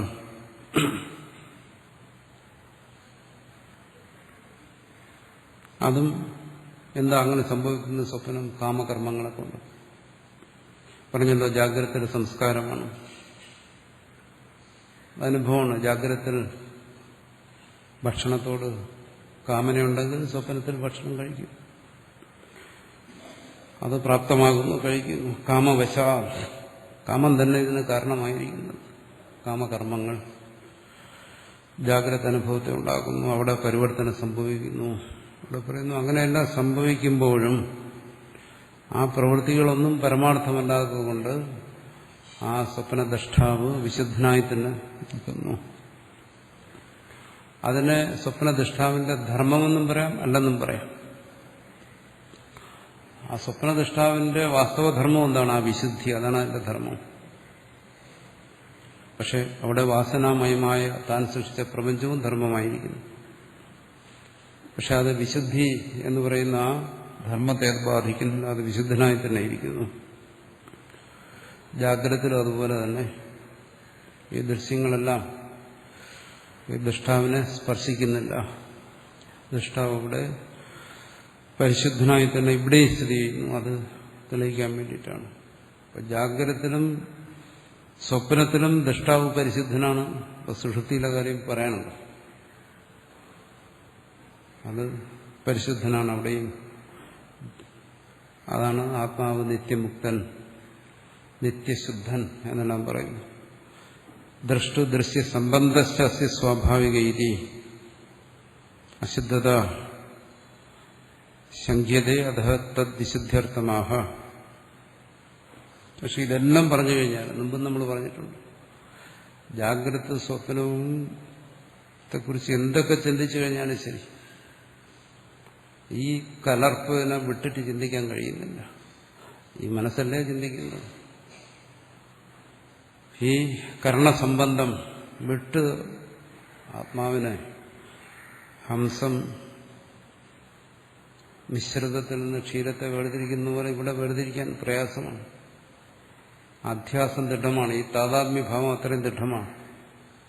ഈ ചൈതന്യം ശരീരത്തിലും കരണങ്ങളിലും സൂക്ഷ്മമായി വ്യാപിച്ചിരിക്കുകയാണ്. അതിനെ പിൻവലിക്കുക എന്ന് പറയുന്നത് ജാഗ്രതയിൽ എളുപ്പമല്ല. എന്തുകൊണ്ട്? ദൃഷ്ടദൃശ്യ സംബന്ധ സ്വാഭാവിക. ഇതാരായത് ഉണ്ടാക്കിയത്? ആരെങ്കിലും മനഃപൂർവ്വം ചെയ്തതാണോ? ഞാൻ ചെയ്തതാണോ? നീ ചെയ്തതാണോ? ഒന്നുമല്ല. ഇതിങ്ങനെ സംഭവിച്ചുകൊണ്ടേയിരിക്കുന്നു. താൻ സ്വസ്വരൂപത്തിൽ പരമ പരിശുദ്ധനാണെങ്കിലും അജ്ഞനായിരിക്കുന്നു, ദുഃഖിയായിരിക്കുന്നു, സംസാരിയായിരിക്കുന്നു. ഇതിനാണ് പറയുന്നത് ദ്രഷ്ടു ദൃശ്യ സംബന്ധം. ഇങ്ങനൊരു സംബന്ധം വന്നിരിക്കുന്നു. ഇതിനോട് ചേരേണ്ടവനല്ല, പക്ഷെ ചേർന്നിരിക്കുന്നു. നിത്യമുക്തൻ ബന്ധനസ്ഥനായിരിക്കുന്നു. അത് എങ്ങനെ? അതിന് കാരണമൊന്നും പറയാൻ വയ്യ, സ്വാഭാവികം. അത് തനിയെ അങ്ങനെ അങ്ങ് സംഭവിച്ചു എന്നേ പറയാൻ പറ്റും. അറിയാൻ വയ്യാത്തതുകൊണ്ടാണ് മായയെന്നും അജ്ഞാനം എന്ന് പറഞ്ഞാൽ അറിയില്ല എന്നല്ലേ അർത്ഥം. പക്ഷെ ഇത് സംഭവിച്ചിരിക്കുന്നു. അപ്പോൾ ഇങ്ങനെ സംഭവിച്ചിരിക്കുമ്പോൾ സ്വാഭാവികമായിട്ടും നമ്മൾ പറയുള്ളൂ, നീ പരിശുദ്ധനാണ്, ആത്മാവാണ്, നിത്യനാണ്, നിരഞ്ജനനാണ്, നിരാകാരനാണ്, നിർഗുണനാണെന്നൊക്കെ പറഞ്ഞു കഴിഞ്ഞാൽ എങ്ങനെയത് സ്വീകരിക്കുന്നു?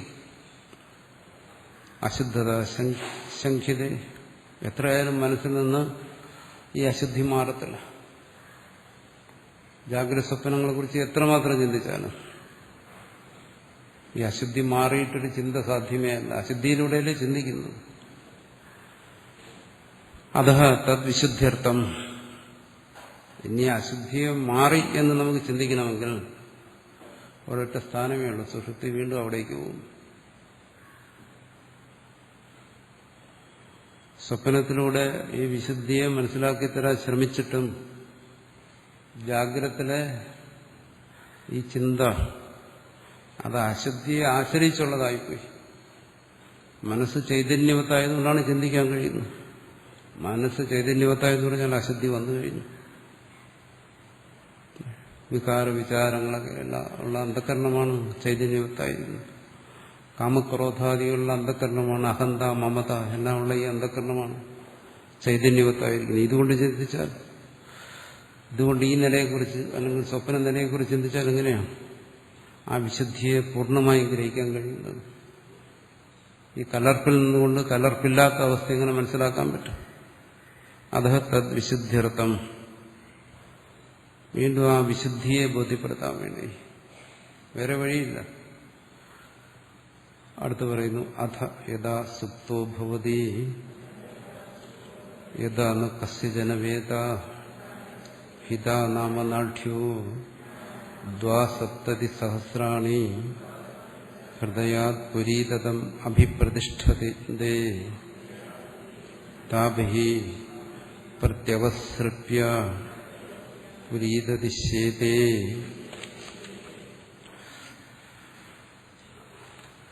സ യഥാ കുമാരോ വാ മഹാരാജോ വാ മഹാബ്രാഹ്മണോ വാ അദിഘ്നീം ആനന്ദസ്യ ഗത്വാ ശയീത ഏവമേവ ഏഷ ഏതത്ശ്യേതേ. ആത്മാവിന്റെ ആ പരമമായ വിശുദ്ധി അത് സ്വപ്നത്തിലൂടെയും തെളിയിക്കാൻ കഴിയില്ല. സ്വപ്നവും ഒരു കലർപ്പുള്ള അനുഭവമാണ്, എത്രയൊക്കെ വ്യാഖ്യാനിച്ചാലും. അതുകൊണ്ട് പറയുന്നു, അഥ യഥാ സുഷുപ്തോ ഭവതി.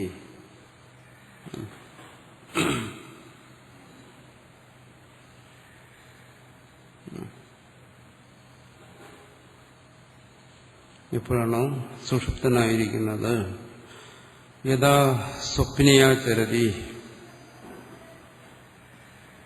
ഇനി സ്വപ്ന ദ്രഷ്ടാവായിരിക്കുന്നത് തഥാപ്യയം വിശുദ്ധയേവ. പറഞ്ഞു, സ്വപ്നം കാണുമ്പോൾ അവൻ വിശുദ്ധൻ തന്നെ. അതപുന യഥാ ഹിത്വാ ദർശനവൃത്തിയും സ്വപ്നം, ആ സ്വപ്നമാകുന്ന ദർശനവൃത്തി. അത് പറഞ്ഞല്ലോ, സ്വപ്നവും ജാഗ്രതത്തിലും ദർശനമുണ്ട്, അനുഭവമുണ്ട്. ദർശനം എന്ന് വെച്ചാൽ അനുഭവം. അതിനെ ഉപേക്ഷിച്ചിട്ട് യഥാ യസ്മിൻ കാലേ, ഏതൊരു സമയത്താണോ സുഷുപ്ത പറയുന്നു, സുഷ്ടുസുപ്ത. സുഷുപ്തി എന്ന് പറഞ്ഞാൽ പലതരത്തിലും വരാം. ഇപ്പൊ ഇവിടെ നമ്മളിരിക്കുന്ന പലർക്കും ഉണ്ട് ഒരു സുഷുപ്തി. അത് സുഷുപ്തിയല്ല, കാരണം ഇത് കേൾക്കുന്നുണ്ട്, ഉറങ്ങുന്നുണ്ട്. പകുതി കേൾക്കും, പകുതി ഉറങ്ങും. സുഷുപ്തിയല്ല, ഒരു മയക്കം. അതാണ് സുഷുപ്തി എന്ന് ധരിച്ചു കളയരുത്. അത് ശരീരത്തിന്റെ, മനസ്സിന്റെ ക്ഷീണം, അലസത, താല്പര്യക്കുറവ്, വിരസത, ഇതെല്ലാം കൊണ്ട് കർണങ്ങൾ മന്ദീഭവിച്ചിരിക്കുന്ന അവസ്ഥയാണ് സുഷുപ്തിയല്ല.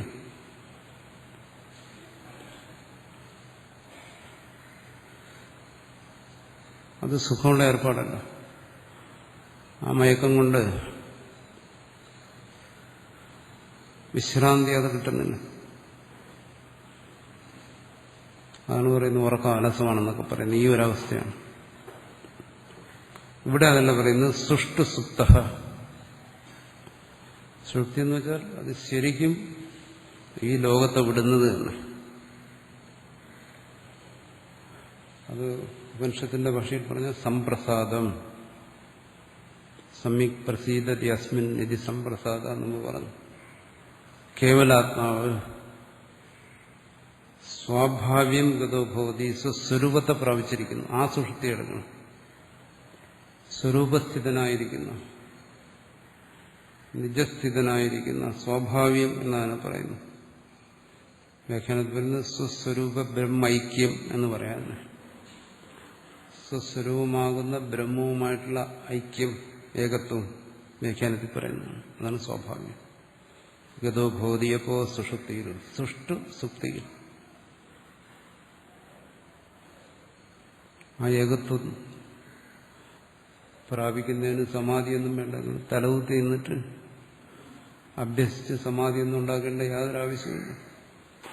ഇവിടെ പറയുന്നത് പിന്നെ ഞാൻ പറയുന്നതല്ല, ഉപനിഷത്ത് പറയുന്നു സ്വാഭാവികം ഗതോ സുഷുപ്തിയിൽ അവിടെ എത്തിച്ചേരുന്നു. എങ്ങനെ? സലിലമിവ അന്യസംബന്ധ കാലുഷ്യം ഹിത്വ.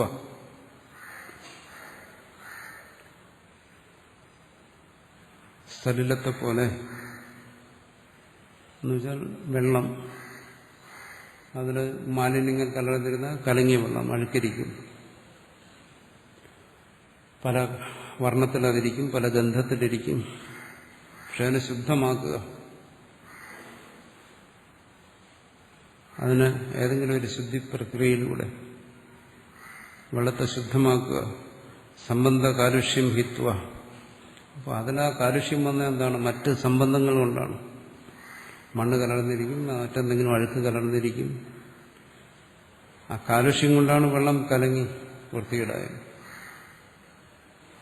പക്ഷെ ആ വെള്ളം തന്നെ അതിനെ അതിൽ നിന്ന് മാറ്റിയ വെള്ളം ശുദ്ധീകരിക്കുന്നതിന് ഒരുപാട് വിദ്യകളുണ്ടല്ലോ ഇന്ന്. സ്വാഭാവികന പ്രസീതതി പറയുന്നു. നല്ല ശുദ്ധമായ ജലം, പരിശുദ്ധമായ വെള്ളം എന്ന് പറയുന്നു. അതിൻ്റെ ഗുണവും മണവും എല്ലാം പോയി നിർഗുണമായ രൂപത്തിൽ നിൽക്കുന്നു. ജലത്തിന്റെ യഥാർത്ഥ രൂപത്തിൽ നിൽക്കുന്നു. അതുപോലെ സംബന്ധ കാലുഷ്യങ്ങളെല്ലാം പോയി ജാഗ്രതയിലെയും സ്വപ്നത്തിലെയും. അവിടെയാണ് സംബന്ധ കാലുഷ്യമുള്ള ആത്മാവ്. എന്നിട്ട് സ്വാഭാവികന സ്വസ്വരൂപത്തിൽ, എവിടെ? സുഷുപ്തി പ്രസീദതി, അവിടെ സന്തുഷ്ടനായിരിക്കുന്നു.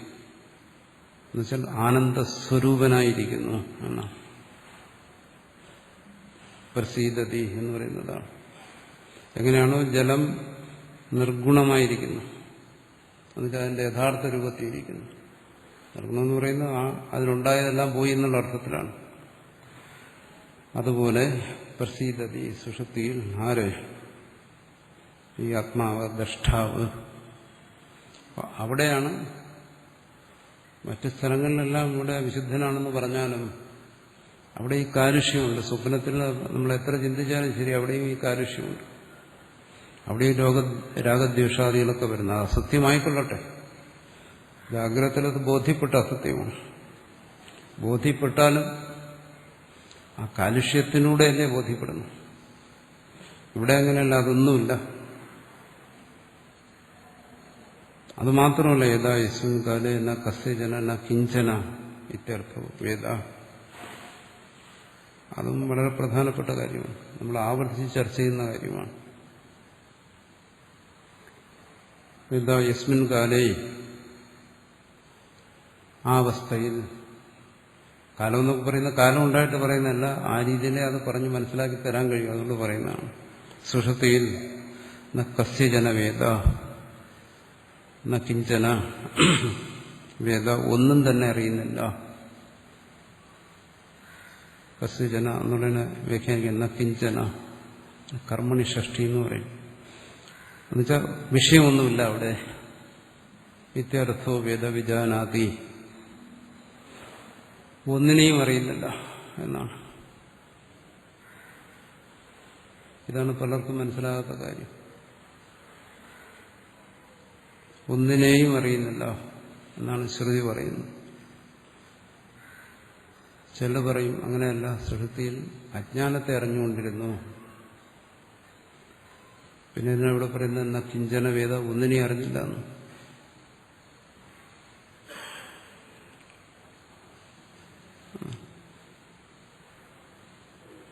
പറയുന്നു കസ്യജന ശബ്ദാദേഹേ സംബന്ധി വസ്തുവന്തരം കിഞ്ചന വേദ. ശബ്ദാദി വിഷയങ്ങളോ അല്ലെങ്കിൽ എന്തെങ്കിലും ഒരു വസ്തുവന്തരം ഏതെങ്കിലും ഒന്ന്,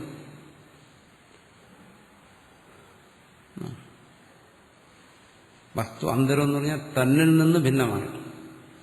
ആത്മാവല്ലാതെ മറ്റെന്തിനെങ്കിലും ഒന്നിനെ അറിഞ്ഞിരുന്നില്ല. എന്താ ആത്മാവിനെ അറിഞ്ഞിരുന്നോ? ഇല്ല. അത് സ്വയം പ്രകാശിക്കുന്നതാണ്, അതിനെ അറിയേണ്ട ആവശ്യമില്ല. അതുകൊണ്ടാണല്ലോ ഉണർന്നിട്ട് പറയാൻ കഴിയുന്നത് ഞാനവിടെ ഉറക്കത്തിലായിരുന്നു എന്നുവെച്ചാൽ താനവിടെ സ്വയം പ്രകാശിച്ചിരുന്നു എന്നാണ്. കിഞ്ചന വസ്തുവന്തരം, ഒരു വസ്തുവിനെ അറിഞ്ഞു. പിന്നെ എങ്ങനെയാ പറയുന്നത് അവിടെ ഉറക്കത്തിൽ അജ്ഞാനത്തെ അറിഞ്ഞുകൊണ്ടിരുന്നു? അങ്ങനെ ചില സന്ദർഭങ്ങളിലൊക്കെ പറയാറുണ്ട്. പക്ഷെ അതിന്റെ താല്പര്യം മനസ്സിലാക്കാതെയാണ് അത് പറയുന്നത്. അത് നമ്മൾ വിശദീകരിക്കും. ചില ഗ്രന്ഥങ്ങളിലൊക്കെ അങ്ങനെ പറഞ്ഞിട്ടുണ്ടല്ലോ, സുഷുപ്തിയിൽ മറ്റൊന്നും പറയുന്നില്ല, പക്ഷെ അജ്ഞാനത്തെ അറിഞ്ഞു, അജ്ഞാനത്തെ അനുഭവിക്കുന്നു, അങ്ങനെ പറയുന്നു. അവിടെയൊന്നും എന്റെ താല്പര്യം മനസ്സിലാകുന്നില്ല. എന്തുകൊണ്ട്? സുഷുപ്തിയിൽ ഇവിടെ പറയുന്നു അത് സംപ്രസാദം, സ്വസ്വരൂപത്തിൽ സ്ഥിതി ചെയ്യുകയാണ്. അവിടെ കേവലം അറിവായി നിൽക്കുന്നു. അറിയുന്നവൻ അവിടെ ഇല്ല. പിന്നെ എങ്ങനെ അറിയാൻ? ആരെ അറിയാൻ? അറിയുന്നവനുണ്ടെങ്കിലേ പറ്റൂ. കേവലം അറിവ് മാത്രമേ ഉള്ളൂ. അതിനാണ് പറയുന്നത് സ്വയം പ്രകാശം എന്ന് പറയുന്നത്.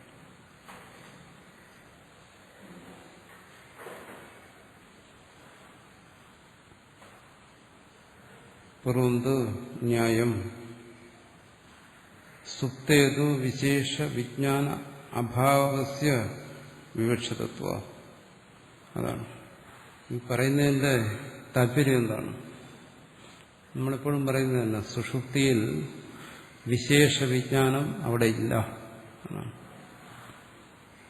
സ്വരൂപമായി പ്രകാശിക്കുന്ന വിജ്ഞാനമല്ലാതെ വിശേഷമായെന്ന് വെച്ചാൽ ഏതെങ്കിലും ഒരു കാര്യത്തെ അറിയുന്ന വിജ്ഞാനം അവിടെ ഇല്ല. വളരെ വ്യക്തമായി പറഞ്ഞിരിക്കുകയാണ്. വിശേഷ വിജ്ഞാനാഭാവം, അതാണ്. വിശേഷ വിജ്ഞാനമില്ല.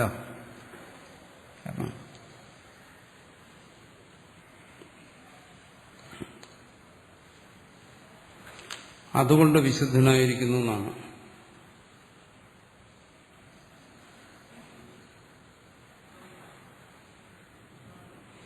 ന വേദേത്യാത്മനശ്രുത്യ കർത്തൃത്വം പ്രതിഷിധ്യതേ യഥാ ന വേദ. അവിടെ പ്രത്യേകം മനസ്സിലാക്കേണ്ട ഒരു കാര്യം പറയുന്നു വ്യാഖ്യാതാവ്. കാരണം അറിയുന്നു എന്ന് പറയുമ്പോൾ അറിയുന്നവനുണ്ടായേ തീരും. എന്തറിഞ്ഞാലും ശരി. ആത്മാവിനെ അറിയുന്നു എന്ന് പറഞ്ഞാലും, അജ്ഞാനത്തെ അറിയുന്നു എന്ന് പറഞ്ഞാലും, ലോകത്തെ അറിയുന്നു എന്ന് പറഞ്ഞാലും അറിയുന്നവൻ വേണം. ഇല്ല എങ്ങനെ അറിയുന്നത്? ഇവിടെ എന്താ പറയുന്നത്? ന വേദ എന്ന് പറഞ്ഞാൽ എന്താണ്? ആത്മനഃ കർത്തൃത്വം പ്രതിഷിധ്യതേ. അങ്ങനെ ഒരു അറിയുന്നവനില്ല. സുഷുപ്തിയിൽ അറിയുന്ന ഒരാളില്ല. അറിയുന്ന ഒരാളുണ്ടെങ്കിൽ പിന്നെ എന്തിനാ അയാൾ അറിഞ്ഞത്? കർത്തൃത്വത്തെ നിഷേധിച്ചു.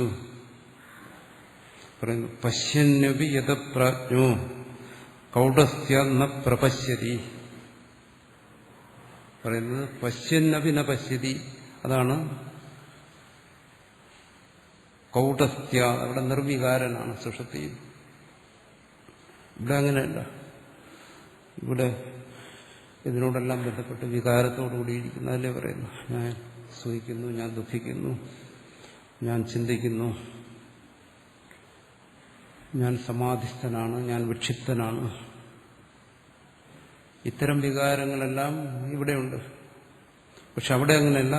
അവിടെ കൂടസ്ഥനാണ്. അതിന്റെ സ്വരൂപം എന്ന് വെച്ചാൽ നിർവികാരമാണ്. അവിടെ അവൻ പശ്യന്നപി ന പ്രപശ്യതി എന്നാണ്. വളരെ സൂക്ഷിച്ചാണ് അവിടെ ഉപയോഗിച്ചിരിക്കുന്ന വാക്കുകൾ. അവൻ കാണുന്നുണ്ടെങ്കിലും കാണുന്നില്ല എന്നാണ്. അതെന്താ അങ്ങനെ പറയുന്നത്? അവൻ നഷ്ടപ്പെടുന്നില്ല അവിടെ. തന്റെ സച്ചിദാനന്ദ സ്വരൂപത്തെ അവൻ നഷ്ടപ്പെടാത്തതുകൊണ്ട് അവൻ ജ്ഞാനസ്വരൂപനായി അവിടെ പ്രകാശിക്കുന്നു. അതാണ് പശ്യന്നപി എന്ന് പറഞ്ഞിരിക്കുന്നത്. എന്നാലും ന പ്രപശ്യതി, ഒന്നിനെയും കാണുന്നില്ല അവിടെ. കാണാനൊന്നുമില്ല അവിടെ താനല്ലാതെ. നേരത്തെ പറഞ്ഞല്ലോ, നിരുപാധികനാണ്, ഏകനാണ്, കേവലനാണ്. അതുകൊണ്ട് ന പ്രപശ്യതി.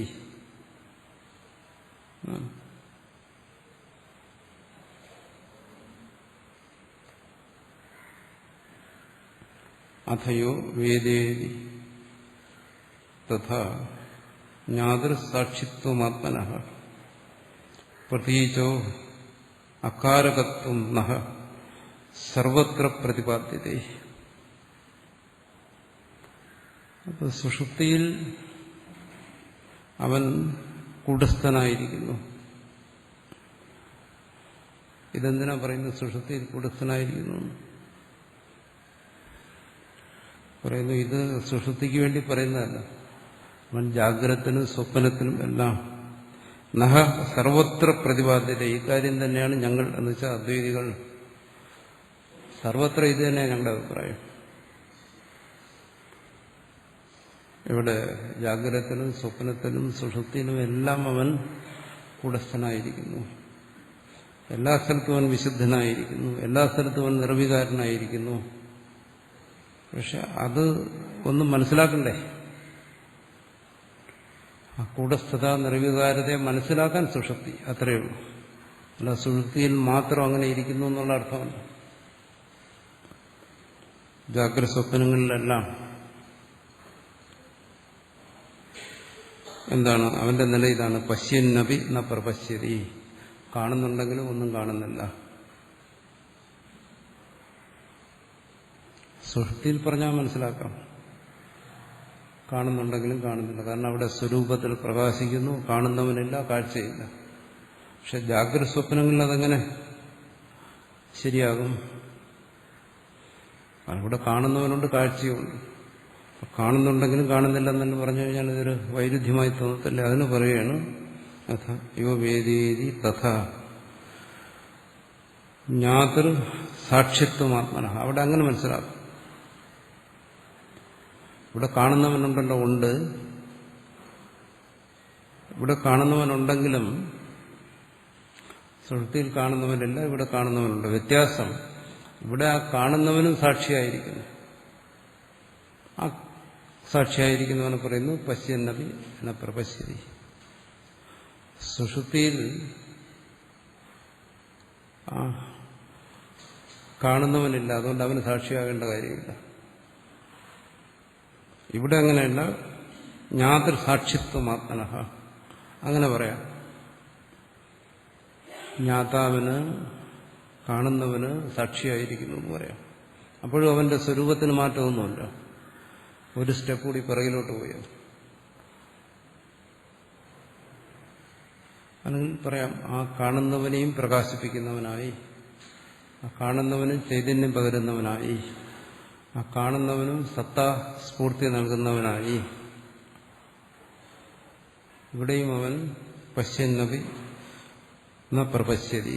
ഇവിടെയും കാണുന്നുണ്ടെങ്കിലും കാണുന്നില്ല. അതാണ് ആത്മാവ് നിത്യശുദ്ധനാണ്. നേരത്തെ പറഞ്ഞത് അവൻ വ്യതിരിക്തനാണ്, അതേസമയം വിശുദ്ധനുമാണ്. അത് സുഷുപ്തിയിൽ മനസ്സിലാക്കിയിട്ട് ജാഗ്രതത്തിലേക്കും സ്വപ്നത്തിലേക്കും പോകണം. അതാണ് സുഷുപ്തിക്ക് ഇത്രമാത്രം പ്രാധാന്യം കൊടുക്കുന്നത്. അപ്പോൾ സുഷുപ്തി എന്ന് പറയുന്നത് ഒന്നും അറിയാതിരിക്കുന്ന ജീവന്റെ ഒരവസ്ഥ എന്നുള്ള രീതി ചിന്തിച്ചാൽ ഇത് മനസ്സിലാകത്തില്ല. മറിച്ച് അത് സ്വസ്വരൂപം തന്നെ എന്ന് ചിന്തിച്ചാൽ ഇത് മനസ്സിലാകും. അത് ഏതെല്ലാം തരത്തിൽ വരുന്നു ക്വചിത് പ്രമാദവിത് സാക്ഷി, ക്വചിത് പ്രത്യേവിത് പരഃ, ക്വചിത് ബാഹ്യാർത്ഥവിച്ചാത്മാ തത് കർത്തൃത്വം നിഷിദ്ധ്യത്തെ. ഈ ആത്മാവ് എല്ലാ രംഗത്തുമുണ്ട്. സ്വപ്നത്തിലുണ്ട്, ജാഗ്രതത്തിലുണ്ട്. ജാഗ്രതത്തിൽ തന്നെ എന്താണ്? ക്വചിത് ബാഹ്യാർത്ഥ, ചിലപ്പോൾ ശബ്ദസ്പർശ രൂപരസങ്ങളെ ഗ്രഹിക്കുന്നവനായിരിക്കുന്നു. അപ്പോഴും അവൻ അതിനെ ഗ്രഹിക്കുന്നില്ല. ബാഹ്യാർത്ഥവിത്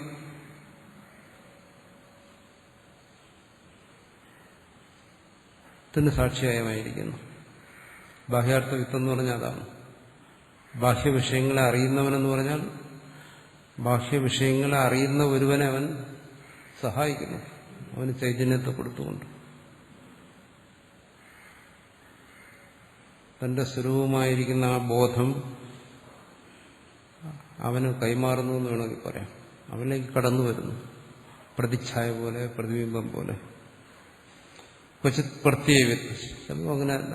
ഈ മാനസികമായ വികാരങ്ങളെ കാണുന്നു, വികാര വിചാരങ്ങളെ, പ്രത്യേക ജ്ഞാനത്തെ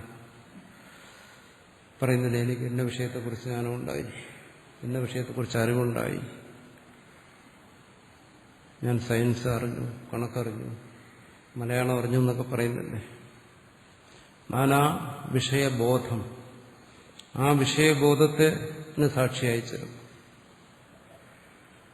അവിടെയും ആ വിഷയബോധത്തെ പ്രകാശിപ്പിക്കുന്നവനായി. ക്വചിത് പ്രമാതൃവിത്, ചിലടത്ത് അങ്ങനെയല്ല. ചിലടത്ത് ആ വിഷയബോധത്തോടുകൂടി ഒരുവനുണ്ട്, പ്രപഞ്ച ബാഹ്യ വിഷയങ്ങളെ ഗ്രഹിക്കുന്നവനായ ഒരുവൻ, ചിലപ്പോൾ ഈ അറിവിനെ തന്നെ ഗ്രഹിക്കുന്നവനായ ഒരുവൻ. അവനും സാക്ഷിയായി, പ്രമാതാവിനും സാക്ഷിയായി, അറിയുന്നവന് സാക്ഷിയായി. അറിയുന്നവന് സാക്ഷിയായി, അറിവിന് സാക്ഷിയായി, അറിവിന്റെ വിഷയത്തിന് സാക്ഷിയായി എന്നാണ് ഇവിടെ പറയുന്നത്. വിഷയം, അറിവ്, അറിയുന്നവൻ, മൂന്നിന് സാക്ഷിയായി എന്ന് ചുരുക്കം. അങ്ങനെ മൂന്നിന് സാക്ഷിയായി അവൻ സദാ നിൽപ്പുണ്ട്. ഇവിടെ ജാഗ്രത, സുഷുപ്തി, സ്വപ്നങ്ങളിലെല്ലാം അതാണ് തന്റെ വാസ്തവമായ സ്വരൂപം. അതുകൊണ്ട് അവൻ വിശുദ്ധനാണ്. അവനെ സംബന്ധിച്ച് പറയാൻ എന്താണ്? എന്നാ കസ്യജന വേദ, അവനൊന്നിനെയും അറിയുന്നില്ല. അവൻ ജാഗ്രതത്തിലും അറിയുന്നില്ല, സ്വപ്നത്തിലും അറിയുന്നില്ല, സുഷുപ്തിയിലും അറിയുന്നില്ല. അറിയുന്നവൻ വേറെയാണ്, അറിവ് വേറെയാണ്, അറിയുന്ന വിഷയങ്ങൾ വേറെയാണ്. ഇതിലൊന്നും, ഈ കൂട്ടത്തിലൊന്നും പെടുത്താതെ സ്വസ്വരൂപത്തെ മാറ്റി നിർത്തിയാൽ പറയാം സാക്ഷി എന്ന് പറയുന്നു. അത് നമ്മൾ സാധാരണ ഭാഷയിൽ പറയുന്ന സാക്ഷിയല്ല. ഭാഷയിൽ നമ്മൾ സാക്ഷി എന്ന് പറഞ്ഞാൽ ഇതിനെയൊക്കെ കാണുന്നവനെന്നുള്ള അർത്ഥത്തിലാണ്, നിഷ്പക്ഷനായി കാണുന്നു. ഇവിടെ അങ്ങനെയല്ല. ഇവിടെ കാണുന്നവൻ ഒരാളുണ്ട്, അവനും സാക്ഷിയാണ്, പ്രമാതാവ്. എന്നുവെച്ചാൽ ആ ചൈതന്യത്തിന് സത്ത നൽകുന്നവൻ എന്ന് പറയാം. ആ ചൈതന്യത്തിന് ആധാരമായിരിക്കുന്നവൻ പ്രത്യേകാത്മാ എന്ന് പറയുന്നു.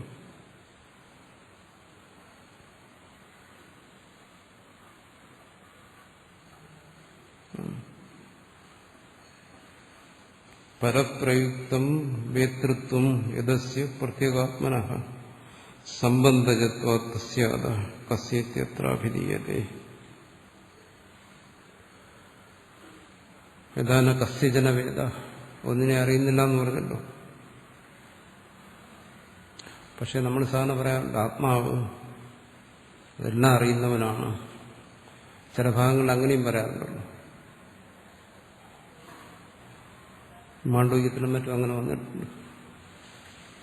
ചേതോമുഖനായിരിക്കുന്നു, സർവത്തെയും ഗ്രഹിക്കുന്നവനായിരിക്കുന്നു. അത് പരപ്രയുക്തമാണ്. ഈ വിഷയം, ഈ അറിവ്, സ്വസ്വരൂപം, അതിനിടയ്ക്കൊരു പ്രമാതാവ് കടന്നു വന്നിട്ടുണ്ട്. ഇതിനെയൊക്കെ അറിയുന്ന ഒരു ഭാവം, അതിനെ സ്വീകരിച്ചുകൊണ്ടാണ് പറയുന്നവൻ സർവത്തെ അറിയുന്നവനാണ്. അല്ലാതെ അറിവ് എന്ന് പറയുന്ന ഒരു വ്യാപാരം, ഒരു പ്രവൃത്തി അവന് നടക്കുന്നുണ്ടല്ല. അവൻ അറിയുന്നവനെന്ന് പറയുന്നതിന് ഈ ബാഹ്യവിഷയങ്ങൾ ഒരു നിമിത്തമാണ്, അതിനെ സംബന്ധിച്ചുള്ള അറിവ് ഒരു നിമിത്തമാണ്, അറിയുന്നവനൊരു നിമിത്തമാണ്. ഇതെല്ലാം കൂടെ ചേർന്നിട്ടാണ്, ഇതെല്ലാത്തിൻ്റെയും കൂടെ പ്രവൃത്തിയെ അങ്ങോട്ട് ആരോപിച്ചിട്ടാണ് പറയുന്നത് അവൻ സർവത്തെ അറിയുന്നവനാണ് എന്ന്. സംബന്ധജമാണെന്നർത്ഥം. അല്ല, വാസ്തവത്തിൽ അവൻ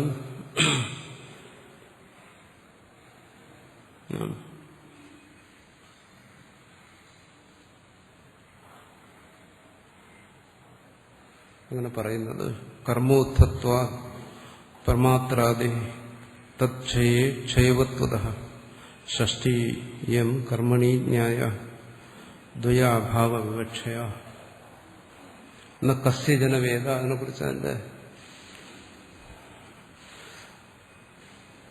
ആചാര്യന്മാർക്ക് ഒരു പ്രത്യേകത ഉണ്ടെന്ന് വെച്ചാൽ നമ്മളെ അപേക്ഷിച്ചുള്ള പ്രത്യേകത അവർക്ക് വിവരമുണ്ട്. അതുകൊണ്ട് എന്തെങ്കിലും കണ്ടിട്ട് എന്തെങ്കിലും പറയത്തില്ല. പറയുന്നതിനുള്ള എന്തെങ്കിലും കാര്യം അതിൽ കിടപ്പുണ്ടോ എന്ന് നോക്കും. കസ്യജന വേദ എന്തുകൊണ്ടങ്ങനെ അർത്ഥം പറയുന്നു, അതിന്റെ ഭാഷാപരമായ ന്യായം കൂടെ പറയുകയാണ്. അത് കർമ്മണി ഷഷ്ടിയാണ്. അതുകൊണ്ട് ഈ പറയുന്ന അർത്ഥം ശരിയാണ്. ഭാഷ ആദ്യ ശബ്ദം, പിന്നെ ശബ്ദാർത്ഥം, പിന്നെ താല്പര്യം, അങ്ങനെ പോകണം. നമ്മൾ നമ്മുടെ ഭാവനയിൽ കാര്യങ്ങൾ പറഞ്ഞു പോയാൽ ശബ്ദവും കാണത്തില്ല, ശബ്ദാർത്ഥവും കാണത്തില്ല, കേവലം ഭാവന. പല വ്യാഖ്യാതാക്കളും വ്യാഖ്യാനങ്ങൾ അങ്ങനെയാണ് പോകുന്ന. വായിൽ തോന്നിയത് കോതയ്ക്ക് പാട്ടെന്ന് പറഞ്ഞു, മനസ്സിൽ തോന്നുന്ന പറഞ്ഞു ഭാവനയിൽ. ഇവിടെ അങ്ങനെയല്ല, ആ ശബ്ദവുമായി ബന്ധിപ്പിച്ച് തന്നെ അങ്ങനെ പറയുന്നതിനുള്ള സാമാന്യമായ യുക്തി, സാമാന്യമായ നിയമങ്ങൾ അത് പാലിച്ചുകൊണ്ട് തന്നെയാണ്. അല്ലാതെ ഭാവനയിൽ പറയുന്നതല്ല. ഇവിടെ ഈ സർവസാക്ഷി എന്ന് പറഞ്ഞു, ജാഗ്രത സ്വപ്ന സൃഷ്ടികളെല്ലാം സാക്ഷി രൂപത്തിലിരിക്കുന്നു. അതാണ് നേരത്തെ പറഞ്ഞത്, ഇവനാണ് തുര്യൻ എന്ന് പറഞ്ഞു. ജാഗ്രത സ്വപ്ന സുഷുപ്തിഷു സ്ഫുടതരായാസംവിത് എന്നെല്ലാം പറഞ്ഞത് ഇതാണ്. അവിടെ ഇതെല്ലാം വന്നല്ലോ, അറിയുന്നവൻ, അറിവ്, വിഷയങ്ങൾ. പറയുന്നു കർമ്മോത്ഥത്വ പരമാത്രാദി.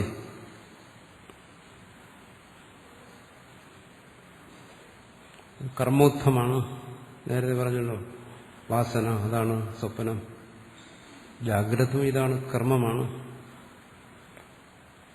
ഈ ജാഗ്രതത്തിന്റെ ഈ കുരുക്ക് ഇതിനകത്ത് നിന്നുകൊണ്ട് തന്നെ ഒരു സമാധാനം പറയുകയാണ്.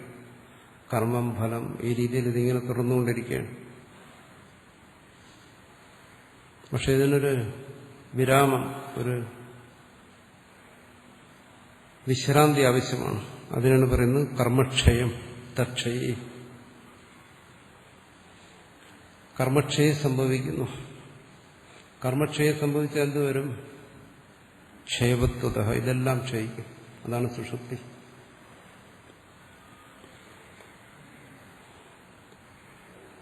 ജാഗ്രത സ്വപ്നമെല്ലാം കർമ്മവും കർമ്മഫലവുമാണ്. സുഷുപ്തി മാത്രം കർമ്മബന്ധശൂന്യമാണ്. അവിടെ പറയുന്നു, അവിടെ കർമ്മക്ഷയം സംഭവിക്കുന്നു. ഈ കർമ്മക്ഷയം സംഭവിക്കുന്നതിന് വേണ്ടിയിട്ടാണ് ഈ പരിശ്രമങ്ങളെല്ലാം, അല്ലേ? കെട്ടുകളായത് കർമ്മം പുരുഷനെന്നൊക്കെ കേട്ടിട്ടുണ്ടോ? അപ്പൊ ആ കർമ്മം കെട്ടുകളാറ്റേ മുക്തി വരുന്നത്. മുക്തിക്ക് വേണ്ടത് കർമ്മക്ഷയമാണ്. പക്ഷെ ഇവിടെ ഒന്നും കൂടാതെ തന്നെ ആ കർമ്മക്ഷയം സംഭവിക്കുന്നു എന്നാണ് ഇവിടെ സുഷുപ്തി. എന്താ അതിന്റെ അടയാളം? പ്രമാത്രാദേഹേ ക്ഷയേ. പ്രമാത്രാദികളെല്ലാം അവിടെ ക്ഷയിക്കുന്നു. പ്രമാതാവില്ല, പ്രമേയില്ല, പ്രമേയമില്ല, മൂന്നുമില്ല.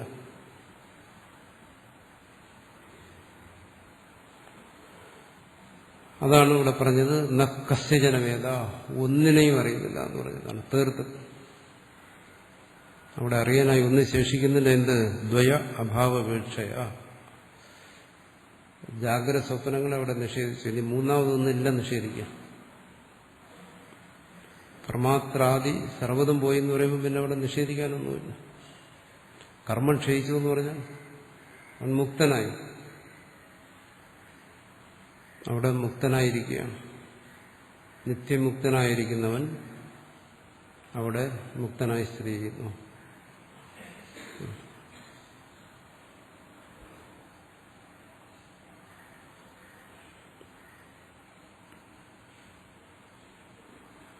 യഥാ കസ്യചന അല്ല, ഓരോ ശബ്ദത്തിന്റെയും സൂക്ഷ്മമായ അർത്ഥത്തെയാണ് ഇവിടെ വാർത്തകാരൻ പറയുന്നത്. ഭാഷ്യത്തിൽ അതിന്റെ പൊതുവായ ആശയം പറഞ്ഞു. അവിടെ കസ്യചന, ചന എന്നുള്ള ശബ്ദം അതിന് ഉപയോഗിച്ചു. അതുകൊണ്ട് ഇവിടെ എന്താ വിശേഷാർത്ഥം കിട്ടുന്നത്? അതിനടുത്ത് പറയുന്നത് അഭ്യർത്ഥേ ചനശബ്ദോപി ചനശബ്ദോയം അഭാവസ്യാഗി വാരകഃ ശേഷശേഷി തിരോഭാവേ സുഷുപ്തിരിഹ ഭണ്യത്തെ. വളരെ സുപ്രധാനമായൊരു സിദ്ധാന്തമാണ് പറയുന്നത്. നമ്മൾ പലതവണ പറഞ്ഞിട്ടുള്ളതാണ്. പക്ഷെ അങ്ങനെ നേരിട്ട് ഇതുവരെ ഒരു വാക്യവും വന്നിട്ടില്ല ഭാഷ്യത്തിലോ വാർത്തകത്തിലോ. എന്താണ്? സുഷുപ്തിയിൽ ഒരു വസ്തുവും ഉണ്ടെന്നോ ഇല്ലെന്നോ പറയാൻ കഴിയില്ല. പലവണ പറഞ്ഞിട്ടുള്ളതാണ്. സത്ത് അസത്തിലുണ്ട്, ജാഗ്രതത്തിലാണ്. ഉണ്മ ഇല്ലായ്മ സുഷുപ്തിയിലില്ല. അതുകൊണ്ട് സുഷുപ്തിയിൽ എന്തെങ്കിലും ഉണ്ടെന്നോ ഇല്ലെന്നോ വിവാദം ഉണ്ടാക്കുന്നത് വിഡ്ഢികളാണ്. ചിലർ പറയുമല്ലോ സുഷുപ്തിയിൽ അജ്ഞാനമുണ്ട്, ചിലർ പറയാനില്ല, ഇല്ല അവിടെ അജ്ഞാനമില്ല. ഇത് രണ്ടും ശുദ്ധ അസംബന്ധമാണ്. അങ്ങനെ ഒരു വിവാദം അവിടെ സാധ്യമല്ല. വിവാദം സാധ്യമല്ലാത്തടത്തൊരു വിവാദം ഉണ്ടാക്കിയാൽ ഒരിക്കലും ആ വിവാദം അവസാനിക്കത്തില്ല.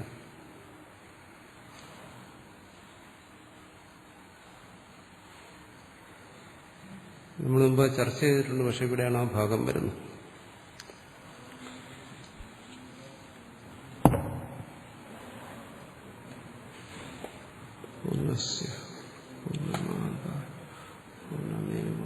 ശിഷ്യത്തെ ഓം ശാന്തി ശാന്തി ശാന്തി.